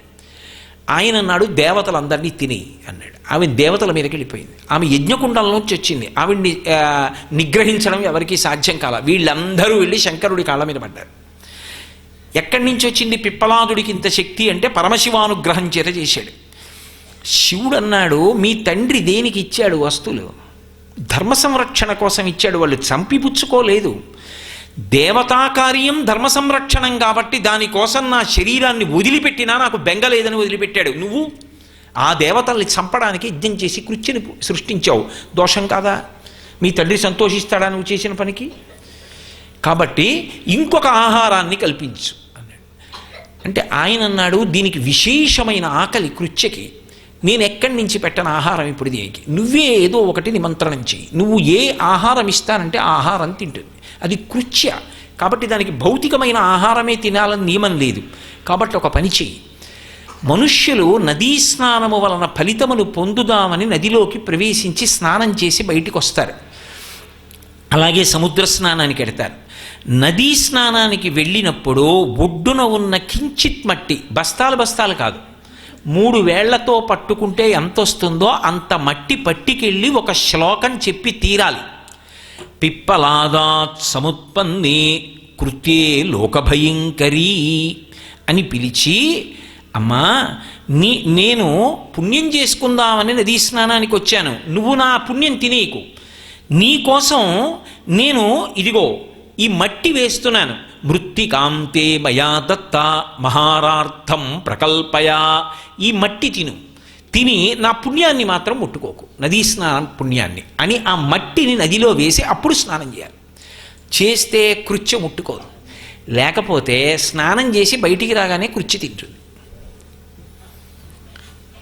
కొన్ని ఇవన్నీ నిజమా అండి అనడానికి ఏముంటుంది? బోన్ టీబీ వచ్చిందనుకోండి, లోపలికి వెళ్ళినటువంటి వైరస్ ఎముకల్ని తినేస్తుంది. క్యాన్సర్ పుట్టిందనుకోండి, పుండు పుట్టి రక్తనాళాల్ని మూసేస్తోంది.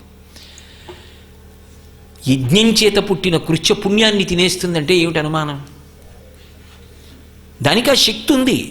మనం చూడలేదు కాబట్టి, మనకి తెలియదు కాబట్టి అది అలా ఉండదు అనడానికి వీలేదు. నేను ఐఏఎస్ చదువుకోలేదు కాబట్టి ఐఏఎస్ చదివిన వాళ్ళు ఉండరండి అంటే ఎలాగా? నేను చదవలేదు ఐఏఎస్, కానీ ఆ శ్రద్ధతో చదువుకున్న వాళ్ళు ఉన్నారు లోకంలో. నేను డాక్టర్ అవ్వలేదు కాబట్టి డాక్టర్ వృత్తిదండి అంటే ఎలా? వాళ్ళు చదువుకున్నారు, కష్టపడి డాక్టర్ అయ్యాడు.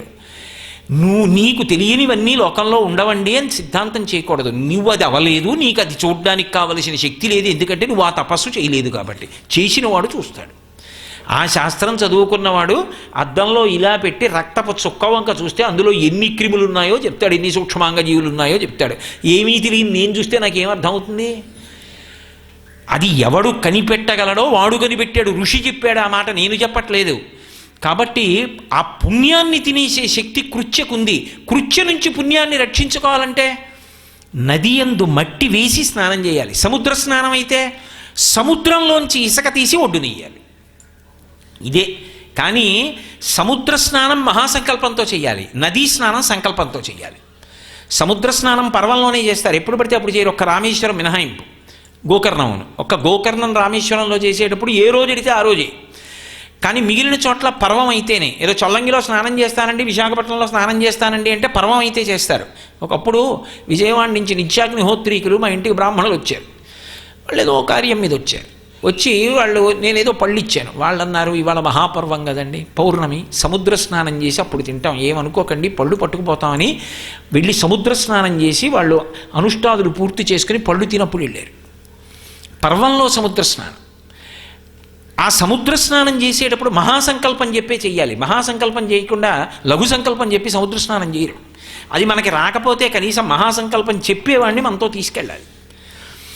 నదీ స్నానం సంకల్పరహితంగా చేస్తే కాకి స్నానం అవుతుంది. కాకి అంటే నీళ్ళల్లో చూడండి ఇలా మునిగిలా అంటుంది, అలా ఉంటుంది ఆ స్నానం.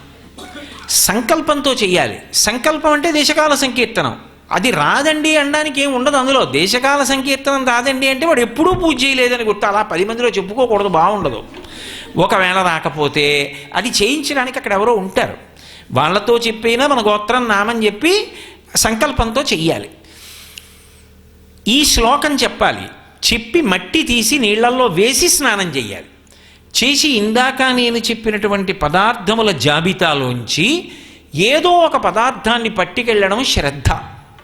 అయ్యో నేను తరించే కాలం, నా పితృదేవతలు తరించే కాలం, కాబట్టి నేను చెయ్యాలి. నిషిద్ధ కర్మలు కొన్ని చెప్పింది. నది ఎందే పుష్కరకాలమునందు మరీ దోషం. ఏ కారణము చేత కూడా పాదముల చేత తాడనం చేయకూడదు నదీ జలాలు.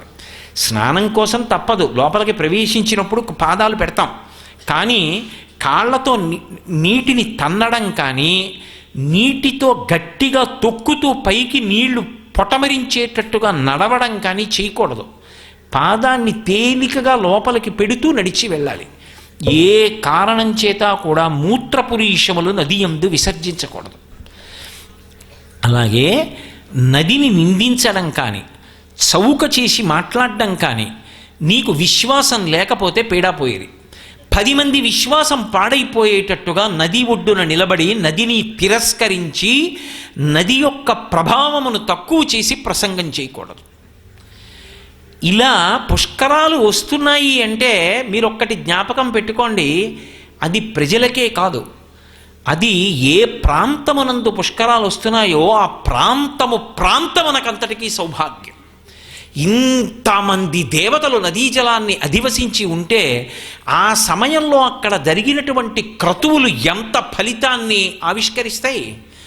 అన్ని క్రతువులు జరిగితే సంతోషించినటువంటి దేవతలు ఆ ప్రాంతము అభివృద్ధి చెందడానికి, దుర్నిరీక్షం అవ్వడానికి ఎంత సావకాశాన్ని కల్పిస్తారు. అందుకే పూర్వం పరిపాలకులు పుష్కరాలు వస్తున్నాయి అంటే అంత జాగ్రత్త పడి అన్ని యజ్ఞయాగాది క్రతువులు జరగడానికి, అంతగా దేవతారాధనలు జరగడానికి నదీ పరివాహక ప్రాంతంలోనూ చుట్టుపక్కల ఉండేటటువంటి దేవాలయాల యొక్క విశేషాల్ని వివరించేవారు. ఎందుకని ఆ సమయంలో విశేష ఫలితం దాన్ని అనుభవించాలి. మీకు నేను ఒక్క మాట చెప్తాను, మీకు అర్థం అవుతుంది ఎందుకని ఉంటుంది అలాగాని. సాధారణంగా సూర్యప్రతిష్ఠ చేసిన శివాలయం ఉందనుకోండి, దానికి 4 దిక్కుల చంద్రప్రతిష్ఠ చేసిన ఆలయాలు ఉంటాయి శైవాగమాల్లో. అదో విచిత్రం. పూర్తి శైవాగమం ప్రకారం స్వయంభూ వెలిసిందనుకోండి, శైవాగమం ప్రకారం ఉండవలసిన దేవాలయాలు చుట్టూ ఉంటాయి. అదో విచిత్రం శివాలయ వ్యవస్థలో. మధ్యార్జునం అని తమిళనాడులో ఒక క్షేత్రం ఉంది. మధ్యార్జునంలో మనకి శ్రీశైలంలో ఎలా మద్ది చెట్టు ఉందో తెల్ల మద్ది చెట్టు, అలాగే అక్కడ కూడా ఓ తెల్ల మద్ది చెట్టు ఉంది. అది స్థలవృక్షం. వాళ్ళు ఎంత జాగ్రత్తగా రక్షిస్తారంటే గోడ కట్టి గేటు వేసి తాళం వేసేస్తారు. నేను వెళ్ళినప్పుడు ఆ క్షేత్రం చంద్రశేఖరేంద్ర సరస్వతి మహాస్వామి వారికి ప్రాణం మధ్యార్జునం అంటే.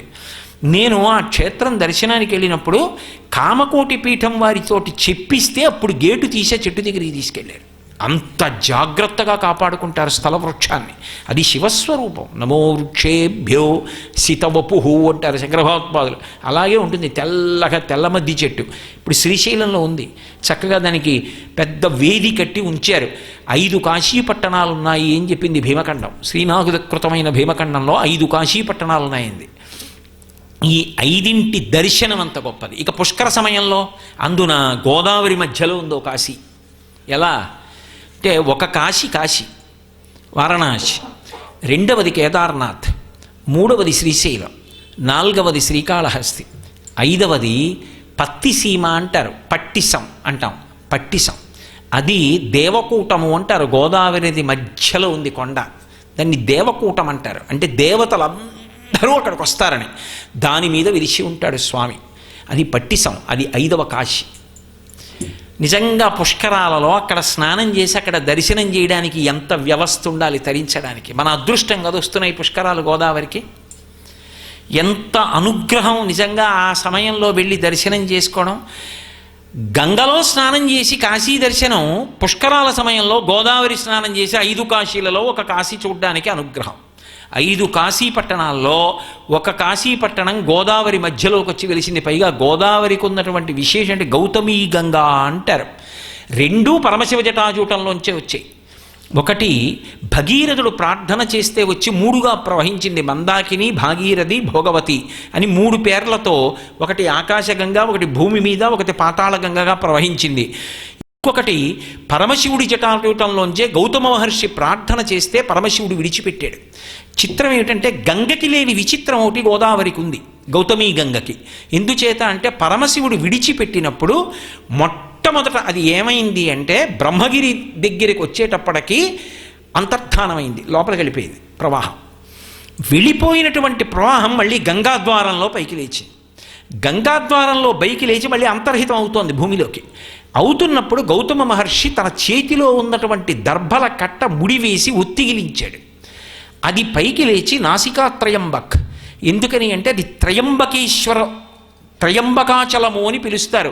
5 శిఖరములతో సజ్జోజాత అఘోర తత్పురుష వామదేవ ఈశానములనేటటువంటి 5 ముఖములు పరమశివుడివి 5 శిఖరములై విలిసింది ఆ పర్వతం.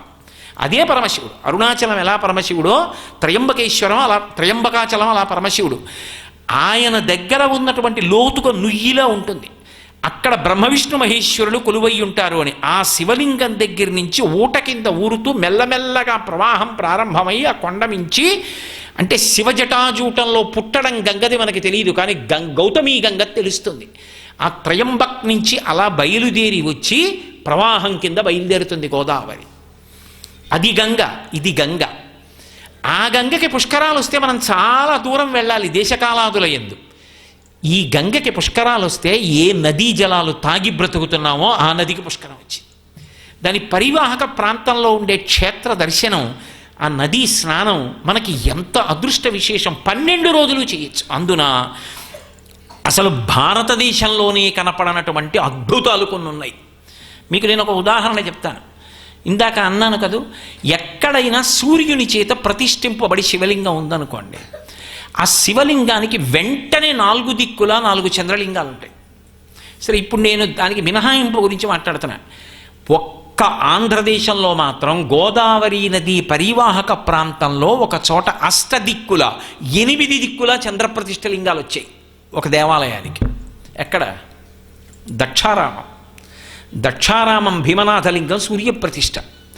సూర్యప్రతిష్ఠ అయినటువంటి దక్షారామానికి 8 దిక్కుల 8 సోమేశ్వరాలు ఉన్నాయి.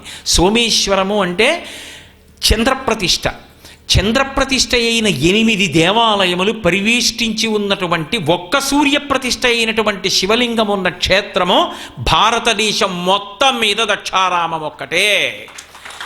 అక్కడ గోదావరి కాదు, సప్తగోదావరి మహాతీర్థం. అది తీర్థములకన్నిటికీ తీర్థరాజు.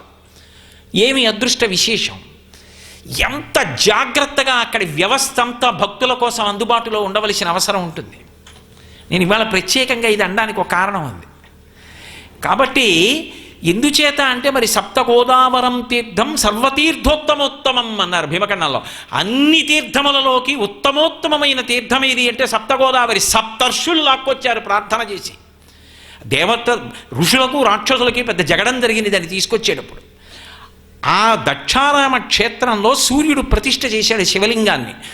ప్రతిష్ఠ చేస్తే దానికి 8 దిక్కులా కూడా 8 చంద్రప్రతిష్ఠ అయినటువంటి సోమేశ్వరములు అన్న పేరుతో శివలింగాలు ఉన్నాయి. మీకు నేను ఉదాహరణ చూపించాలి అంటే దానికి తూర్పున కోలంక అని ఒక క్షేత్రం, అక్కడ సోమేశ్వరం అంటారు. కోలంక సోమేశ్వరం. దానికి పక్క నుంచి ఇలా ఆగ్నేయం వైపుకి వచ్చామనుకోండి, వెంటనే అక్కడ దంగేరు అని ఒక క్షేత్రం, అక్కడ సోమేశ్వరం. దాని పక్క నుంచి దక్షిణానికి వచ్చామనుకోండి, కోటిపల్లి అంటున్నాం ఇప్పుడు. అక్కడికి వెళ్ళి ఏది చేసినా 1,000,000 రెట్లు ఫలితం ఇస్తుంది. కోటిపల్లి. ఒక్క గోవునిస్తే 1,000,000 గోవులు ఇచ్చినట్టు, ఒక్క తుమ్మి పువ్వు వేస్తే 1,000,000 పువ్వులు వేసినట్టు, ఒక్క స్నానం 1,000,000 స్నానాలు, ఒక్క ప్రదక్షిణం 1,000,000 ప్రదక్షిణాలు. ఏదైనా 1,000,000 చేత గుణింపబడుతుంది కాబట్టి కోటిపల్లి. దానికి దక్షిణాన 1,000,000 ఉంది. నైరుతికి వచ్చేటప్పటికి కోరుమల్లి అంటారు, కోరుమల్లి అదొక సోమేశ్వరం. మళ్ళీ పశ్చిమానికి వచ్చారనుకోండి పులుగుర్తు అంటారు, పులుగుర్తు ఒక సోమేశ్వరం. వాయవ్యానికి వచ్చారనుకోండి వెల్ల, మా గోపాలకృష్ణ గారి ఊరు, వెల్ల ఒక సోమేశ్వరం. ఉత్తరానికి వెళ్ళారనుకోండి చొల్లంగి ఒక సోమేశ్వరం. ఈశాన్యానికి వెళ్ళారనుకోండి పలివెల ఒక సోమేశ్వరం. ఇప్పుడు 8 దిక్కుల 8 సోమేశ్వరాలు. నిజంగా మీరు ఆలోచించండి, ఈ పుష్కర సమయంలో గోదావరి స్నానమే అంత గొప్పదైతే సప్తగోదావరం తీర్థం సర్వతీర్థోత్తమోత్తమం. అక్కడ ఎవరున్నారు అంటే సమస్త దేవతలకు అధినాథుడు, దేవతా చక్రవర్తి. అందుకు కదూ అంటాం, శ్రీశైలే స్వర్ణశృంగే మణిగణరచితే కల్పవృక్షాళిశీతే స్ఫీతే సవర్ణ రక్త స్ఫురిత నవగృహే దివ్యపీఠే శుభార్హే ఆసీన సోమచూడ సకరుణనయన సంగన స్మేర వక్త్ర శంభుశ్రీ భ్రమరీశ ప్రకటిత విభవో దేవతా సార్వభౌమా అని పిలుస్తాం. దేవతా సార్వభౌముడైన అటువంటి శంకరుడు దేవతా సార్వభౌముడు దక్షారామంలో కొలువై ఉంటే 8 సోమారామములు ప్రవేష్టించి ఉన్నాయి. పక్కన 7 ఋషులు సప్తర్షులు తీసుకొచ్చినటువంటి సప్తగోదావరి ఉంది. అసలే పుష్కరం. అసలు సప్తగోదావరిలో స్నానం చేస్తే మిగిలిన నదులకు చెప్పిన స్నానమంత్రం అన్వయం అవుదాం. అక్కడికి వెడితే ప్రత్యేకంగా ప్రార్థన చేస్తారు. నమస్తే భీమనాథాయ సప్తగోదావరాంభసే. భవస్వరూపం కదూ ఈ సప్తగోదావరి, నువ్వే భీమనాథ. ఎందుకంటే అక్కడ మెట్లుంటాయి, అక్కడ ప్రవహిస్తూ ఉంటుంది. ఇలా వెనక్కి తిరిగి చూస్తే భీమనాథుడి లింగం కనబడుతూ ఉంటుంది. నమస్తే భీమనాథాయ సప్తగోదావరాంభసే పాపాం ధనగ్నయే తుభ్యం. ఏదో మజ్జనామి హరత్వయీ, నేను నీయందే మునుగుచున్నాను హరా అంటూ ఆ నీరు ఇంకొకటి కాదు, ఆ సప్తగోదావరి నువ్వే. పాపాం ధనగ్నయే తుభ్యం. ఇది పాపములు అనబడేటటువంటి ఇంధనమునకు అగ్ని. అక్కడ బోలెడంత పెట్రోల్ ఉందనుకోండి, అగ్గిపుల్లి లాగిస్తే భగ్గున పడిపోతుంది. పాపములకు ఇంధనము వంటిది. పాపమనబడేటటువంటి ఇంధనమునకు అగ్ని వంటిది సప్తగోదావరి. అటువంటి సప్తగోదావరిలో పుష్కరాల్లో స్నానం చేసి దక్షారామ క్షేత్రంలో ఒక్కసారి స్నానం చేసి దర్శనం చేసుకొని ఒక్కరోజు ప్రయాణంలో 8 సోమక్షేత్రాలని చూడొచ్చు. 8 దిక్కుల ఉన్నటువంటి క్షేత్రాలని చూసి వెళ్ళాడనుకోండి, అది పుష్కరం. సప్తగోదావరి ఇన్ని చోట్ల కోటిపల్లి దగ్గర మరి గోదావరి కనపడుతుంది. స్నానం చేసి 8 ప్రదక్షిణం చేశాడనుకోండి, అసలు భారతదేశంలో ఎక్కడా లేనటువంటి అద్భుతం ఒకటి గోదావరి పుష్కరాల్లో మనకు యోగ్యముగా ఉన్నది. కానీ తెలియాలా వద్దా? అందరికీ తెలియాలా? అది అలా ఉండడం ఒక ఎత్తు, అలా వెళ్ళి దర్శనాలు చేసుకుని వెళ్ళడానికి, అలా స్నానాలు చేయడానికి వ్యవస్థ ఉండాలా? దానికి కావలసినటువంటి సదుపాయం ఉండాలా? ఇది దేశకాలముల యందు నియతి కాలమే ఉంటుంది. ఏదో ఎప్పటికీ ఉంటుందండి అంటే పర్వాలేదు, కొంతకాలమే ఉంటుంది. ఉన్నప్పుడు ఆ లోపల మరి అందరం ఆ అవకాశం అందిపుచ్చుకునే అవకాశం ఉండాలి. ఆ అదృష్టాన్ని మనం పొందాలి. పక్కన ఉన్న నది, ఈ సప్తధాతువులు ఆవిడ వల్లే కదండి ఏర్పడ్డాయి. ఆ నది వంక చూస్తే ఒళ్ళు పులకరిస్తుంది. అమ్మా నీ అనుగ్రహంతో కదమ్మా అన్నం తింటున్నా, నీ వల్ల కదమ్మా పంట పండింది, ఈ నీరు కదమ్మా తాగి శరీరం ఇంత పెరిగింది, ఈ నీరు తాగి కదమ్మా విషయాలు జ్ఞాపకం ఉన్నాయి, అమ్మా నీకు నమస్కారం అంటే గోదావరి కనబడితే. అందుకే భీమఖండంలో మాట అంటారు, గోదావరి గోదావరి గోదావరి అనిడి గుణవంతునకున్ గోదావరి తల్లి చేకూర్చదవమ్మ భవ్య శుభములెల్లన్ అంటారు. రోజుట నిద్రలేచి ఒక్కసారి గోదావరి గోదావరి గోదావరి అంటే చాలు, వాడికి కావలసిన సమస్త శుభములను ఆ గోదావరి నదికి అధిష్టానమైనటువంటి తల్లి చేకూరుస్తుంది. అంతటి అదృష్టహేతువు అటువంటి గోదావరి. అటువంటి గోదావరి నదికి పుష్కరాలు వస్తుంటే ఆ పుష్కరాలు అనుభవించడం అంటే, ఇంతమంది దేవతల అనుగ్రహాన్ని పొందడం అంటే మాటలండి. అది శరీరంతో ఉండడం ఒక అదృష్టం. ఆ పుష్కరాలు రావడానికి కొద్ది కాలం ముందే శరీరం వదిలిపెట్టిన వాడికి ఆ అదృష్టం ఏది పాపం? శరీరంతో ఉన్నాం ఒకటి, ఈ ప్రాంతంలో ఉండి ఆ నదీ జలాలు తాగి బ్రతికాం. అన్నిటిని మించి నాకు తెలిసినంత వరకు బహుశः గోదావరి నది ఒడ్డున విన్నటువంటి పరమ ప్రాచీనమైనటువంటి క్షేత్రములు మీకు బహు తక్కువ నదుల విషయంలో మాత్రమే కనపడతాయి.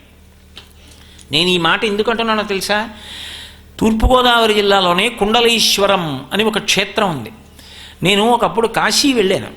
వెడితే కాశీలో ప్రధాన అర్చకుడు నన్ను అడిగాడు, కుండలేశ్వరంలో దర్శనం చేసుకున్నారా అని అడిగాడు. సరే ఏదో చేశానండి చెప్పాను అనుకోండి. చాలామంది కుండలేశ్వరం చూడకుండా కాశీ వస్తారు ఎందుకండి అన్నాడు. ఆయన అన్నాడు, కాశీలో ఉన్న మేము కుండలేశ్వరం దర్శనానికి వస్తాం, అక్కడ ఉన్న వాళ్ళు కుండలేశ్వరం దర్శనం చేయకపోతే ఎలా అన్నాడు. మార్కండేయ స్తుతిలో చంద్రశేఖరాష్టకంలో ఉంది కుండలేశ్వరుడు గురించి. కుండలీకృత కుండలేశ్వర కుండలం వృషవాహనం నారదాది మునీశ్వర స్తుత అని మార్కండేయుడు స్తవం చేశాడు. ఇప్పటికీ శివలింగం యొక్క పైభాగం మకర కుండలం ఎలా ఉంటుందో అలా ఉంటుంది, అందుకు కుండలీశ్వరం.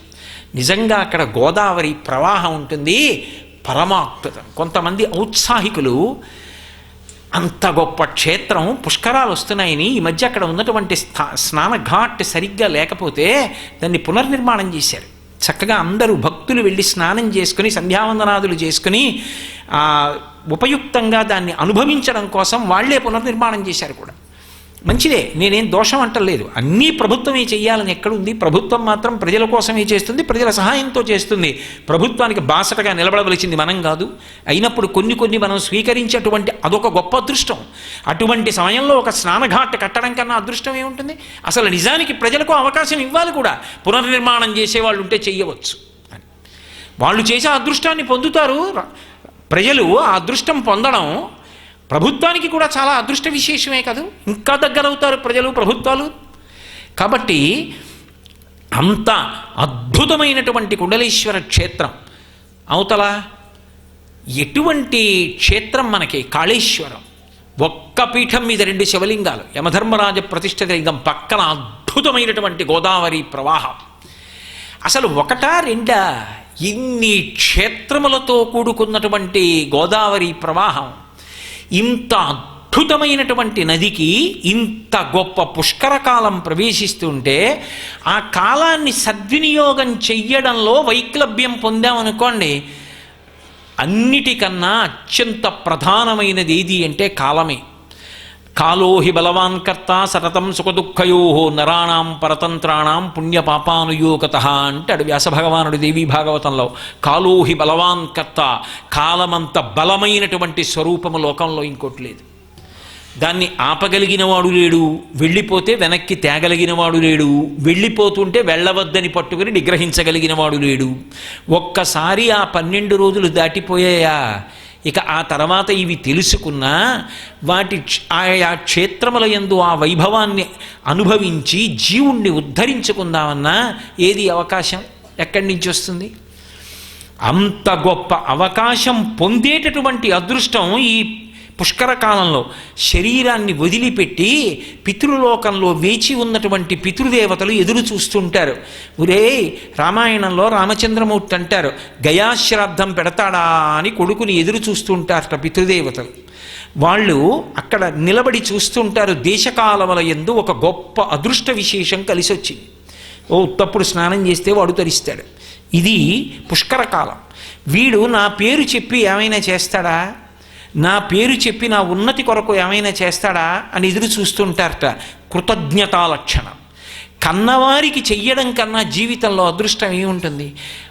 నెత్తురు మాంసము మనకిచ్చి కని పెంచి పెద్ద చేసి ఆశలన్నీ పెట్టుకొని చచ్చిపోయే ముందు ఆఖరి ఊపిరిలో కూడా మననే స్మరించి మన ఒడిలో తలపెట్టుకుని వెళ్ళిపోతున్నప్పుడు కూడా వీడు ఏమైపోతాడో అని బెంగ పెట్టుకుని వెళ్ళిపోయి ఆఖరణ శ్మశానంలో ఆనంద హోమం చేసి, పిచ్చి అమ్మా, ఇంకా ఈ శిథిలం అయిపోయింది శరీరం, వదిలేయమ్మా, ఇంకొక శరీరం భగవంతుడిస్తాడు అందులోకి ప్రవేశించని కొడుకు చెప్తే వదిలిపెట్టి వెళ్ళిపోయిందమ్మ. అక్కడ ఉండి ఎదురు చూస్తున్నటువంటి వాళ్ళకి నమ్ముకున్న వాడికి నమ్మినంత, వాళ్ళ ఉన్నతి కొరకు చెయ్యలేనటువంటి కొడుకుని చూసి వాళ్ళు ఎంత ఏడుస్తారు. ఆ పైనుంచి చూసి ఇన్ని కోట్ల మంది వాళ్ళ తల్లిదండ్రులకు చేస్తున్నారు, నా బిడ్డడు రాలేదే అనుకోరు. ఇంతమంది తరించడానికి ఒక గొప్ప అవకాశం. అందున మిగిలిన నదులకు ఈ నదికి ఒక పెద్ద భేదం. రెండూ గంగలే, రెండూ శివజటాజూటము నుంచి ఆవిర్భవించినవే. ఇంకా భగీరథుడు తపస్సు చేయడంలో తన పితృదేవతల్ని తరింప చేయడానికి తీసుకొచ్చాడు. కానీ మహానుభావుడు గౌతమ మహర్షి గోదావరిని తీసుకొచ్చినప్పుడు తన సంబంధీకులైనటువంటి వారిని ఉద్ధరించుకోవడం కోసం తీసుకురాలేదు. ఆయన తాను చంపని గోవుని తాను చంపాడని అంటగడితే పాపాన్ని, అసలు ఆయనకి ఆ పాపమే లేదు. ఆ పాపం నుంచి వినిర్ముక్తుడవడానికి, లోకాన్ని ఉద్ధరించడానికి అంతకు ముందు వచ్చిన క్షామంలో ప్రజలు పడిన బాధలు చూసి ఒక జీవనది కావాలని పరమశివుణ్ణి ప్రార్థించి ఆయన జటాజూటంలోంచి తీసుకొచ్చాడు.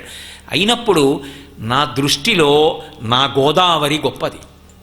అటువంటి నదికి పుష్కరాలు వస్తున్నప్పుడు ఎంత పెద్ద పండగ!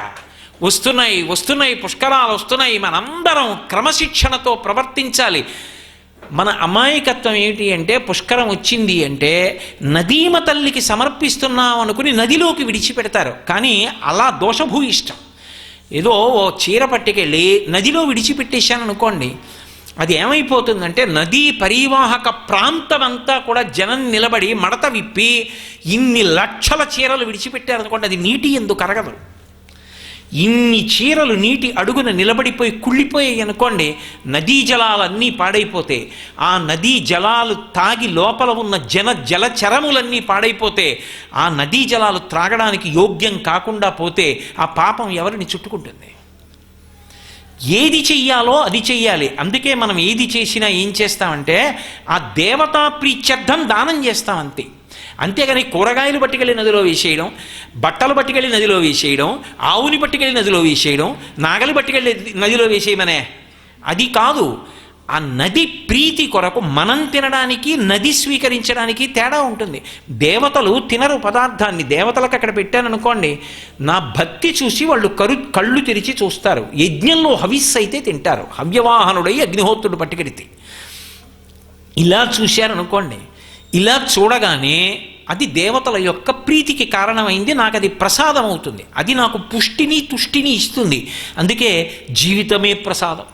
అందుకే ఆంధ్ర రాష్ట్రంలో ఇప్పటికీ ఒక మాట వినపడుతుంది, పేర్లు పెట్టుకున్నప్పుడు ప్రసాద్ ప్రసాద్, ఈశ్వర ప్రసాద్, విష్ణు ప్రసాద్, నారాయణ ప్రసాద్, చివర ప్రసాద్ అంటే ఈశ్వర ప్రసాదము. జీవితమే ప్రసాదము తప్ప దేవతల యొక్క అధిష్టానము యొక్క అనుగ్రహము కొరకు అని సంకల్పం చెప్పి దానం చేయాలి తప్ప అవన్నీ పట్టుకెళ్ళి నదిలో వేయడం, నదిలో క్రీడించడం దోషం. నదిలోకి వెళ్ళి ఆటలాడడం, నదిలోకి వెళ్ళి గంటల గంటల స్నానం చేసి మిగిలిన యాత్రికుల్ని ఇబ్బంది పెట్టడం, ఇవి ధూర్త చేష్టితములు. అవి ఎవరు చెయ్యరు అటువంటి పనులు. నాబోటిగాడు చేస్తాడేమో అని నన్ను నేను హెచ్చరించుకోవడానికి చెప్తున్నాను తప్ప ఎవరో చేస్తారని నేను చెప్పట్లేదు. కాబట్టి చక్కగా ఆ కాలమునందు అంతమంది దేవతలు పరివేష్టించి ఉంటారు. కాబట్టి ఏ క్షేత్రాన్ని దర్శించినా, ఏ దేవాలయాన్ని దర్శించినా, భగవన్నామం చెప్పినా, 10 మందికి అన్నదానం చేసినా, లేదా కూర్చుని చక్కగా ఏ సహస్రనామ స్తోత్రమో పారాయణ చేసుకున్నా, ప్రశాంతంగా ఒక చోట కూర్చుని భగవన్నామ సంకీర్తనం చేసిన, నలుగురికి ఉపయోగపడిన ఏది చేసినా అది దేవతల యొక్క విశేషమైనటువంటి అనుగ్రహానికి కారణమవుతుంది. వీటన్నిటికీ అనుగ్రహానికి అంతటికీ కారణం ఎక్కడి నుంచి వచ్చింది? తుండిలుడన్న బ్రాహ్మణుడు పుష్కరుడన్న పేరుతో తీర్థములకన్నిటికీ చక్రవర్తి అయినా, బ్రహ్మకమండలంలోకి వెళ్ళినా, మళ్ళీ బ్రహ్మకమండలంలోంచి బృహస్పతి దగ్గరికి చేరిన, బృహస్పతి 12 రాసులలో ప్రవేశించి ఒక్కొక్క నదిలోకి వెళ్ళినా, ఆ నదులకు పుష్కరాలు వచ్చి ఇంత పుణ్యశక్తిని ప్రకటనం చెయ్యగలిగిన, ఈ విభూతి కంటికి కనపడని ఈ శక్తి జీవుడి ఖాతాలోకి వెళ్ళేటట్టు చేసిన వాడు మూర్తివంతమై ఎదురుగుండా నిలబడితే వాడు భవుడు. అది అష్టమూర్తి తత్వంలో నేను అక్కడ బయలుదేరాను. కాకపోతే వస్తున్నాయి కాబట్టి పుష్కరాలని కలిపారు. అది మరి తెలుసుకోవలసిన విషయం. దేశకాల పరిజ్ఞానం లేకుండా చెప్పింది ఉపయోగం. దేశకాలానువృత్తిశ్చనయశ్చనయ పండిత అంటాడు రామాయణంలో సుగ్రీవుడు. దేశము కాలము దృష్టిలో పెట్టుకుని మాట్లాడకపోతే విన్నవాళ్ళకు ఉపయోగం ఏమవుతుంది? కాబట్టి ఇలా మనం ఆయన యొక్క అనుగ్రహం చేత ఆ నీటి యొక్క వైభవంతో ఇహము పరము రెండూ సాధించుకునేటటువంటి అదృష్ట విశేషాన్ని మూట కట్టుకుందాం. ఆ పరమేశ్వరుని యొక్క నిర్హేతుక కృపాకటాక్ష వీక్షణముల చేత పుష్కరములు సమస్త భక్త జనావళికి కూడా విశేష ఫలితములను ప్రదానము చెయ్యడమే కాకుండా తెలుగువారు ఎక్కడెక్కడ ఉన్న ప్రాంతములన్నీ వృద్ధిలోకి వచ్చి అందరూ ఐశ్వర్యవంతులై పరమ సంతోషంతో సంతృప్తిగా బతికేటటువంటి అదృష్టాన్ని ఆ గోదావరి నది యొక్క అధిష్టాన స్వరూపము శివతేజస్సుని భవస్వరూపంగా మన యందు ప్రకటనము చేయవలసినది అని నేను ఆ పరమేశ్వరుని యొక్క పాదములు పట్టి మనందరి పనుపున నమస్కరించి ప్రార్థన చేస్తూ మళ్ళీ రేపు సాయంకాలం 6:30 మనం కలుసుకున్నప్పుడు ఇదే విశేషం మీద మరికొంత కొనసాగింపు ప్రసంగాన్ని చేస్తాను అష్టమూర్తి తత్వంలో. ఎందుకని అంటే ఇవాళ నేను చేసిన ప్రసంగం కన్నా కొంత విశేషాన్ని కలపవలసి ఉంది. మంగళాశాసన పరై మదాచార్య పురోగమై సర్వైశ్చ పూర్వైరాచార్యై సత్కృతాయాస్తు మంగళం. మంగళం కోసలేంద్రాయ మహనీయ గుణాత్మనే చక్రవర్తి తనూజాయ సర్వభౌమాయ మంగళం. ఉమాకాంతాయ కాంతాయ కామితార్థప్రదాయినే శ్రీగిరీశాయ దేవాయ మలినాథాయ మంగళం. సర్వం శ్రీ ఉమామహేశ్వర పరబ్రహ్మార్పణమస్తు. స్వస్తి.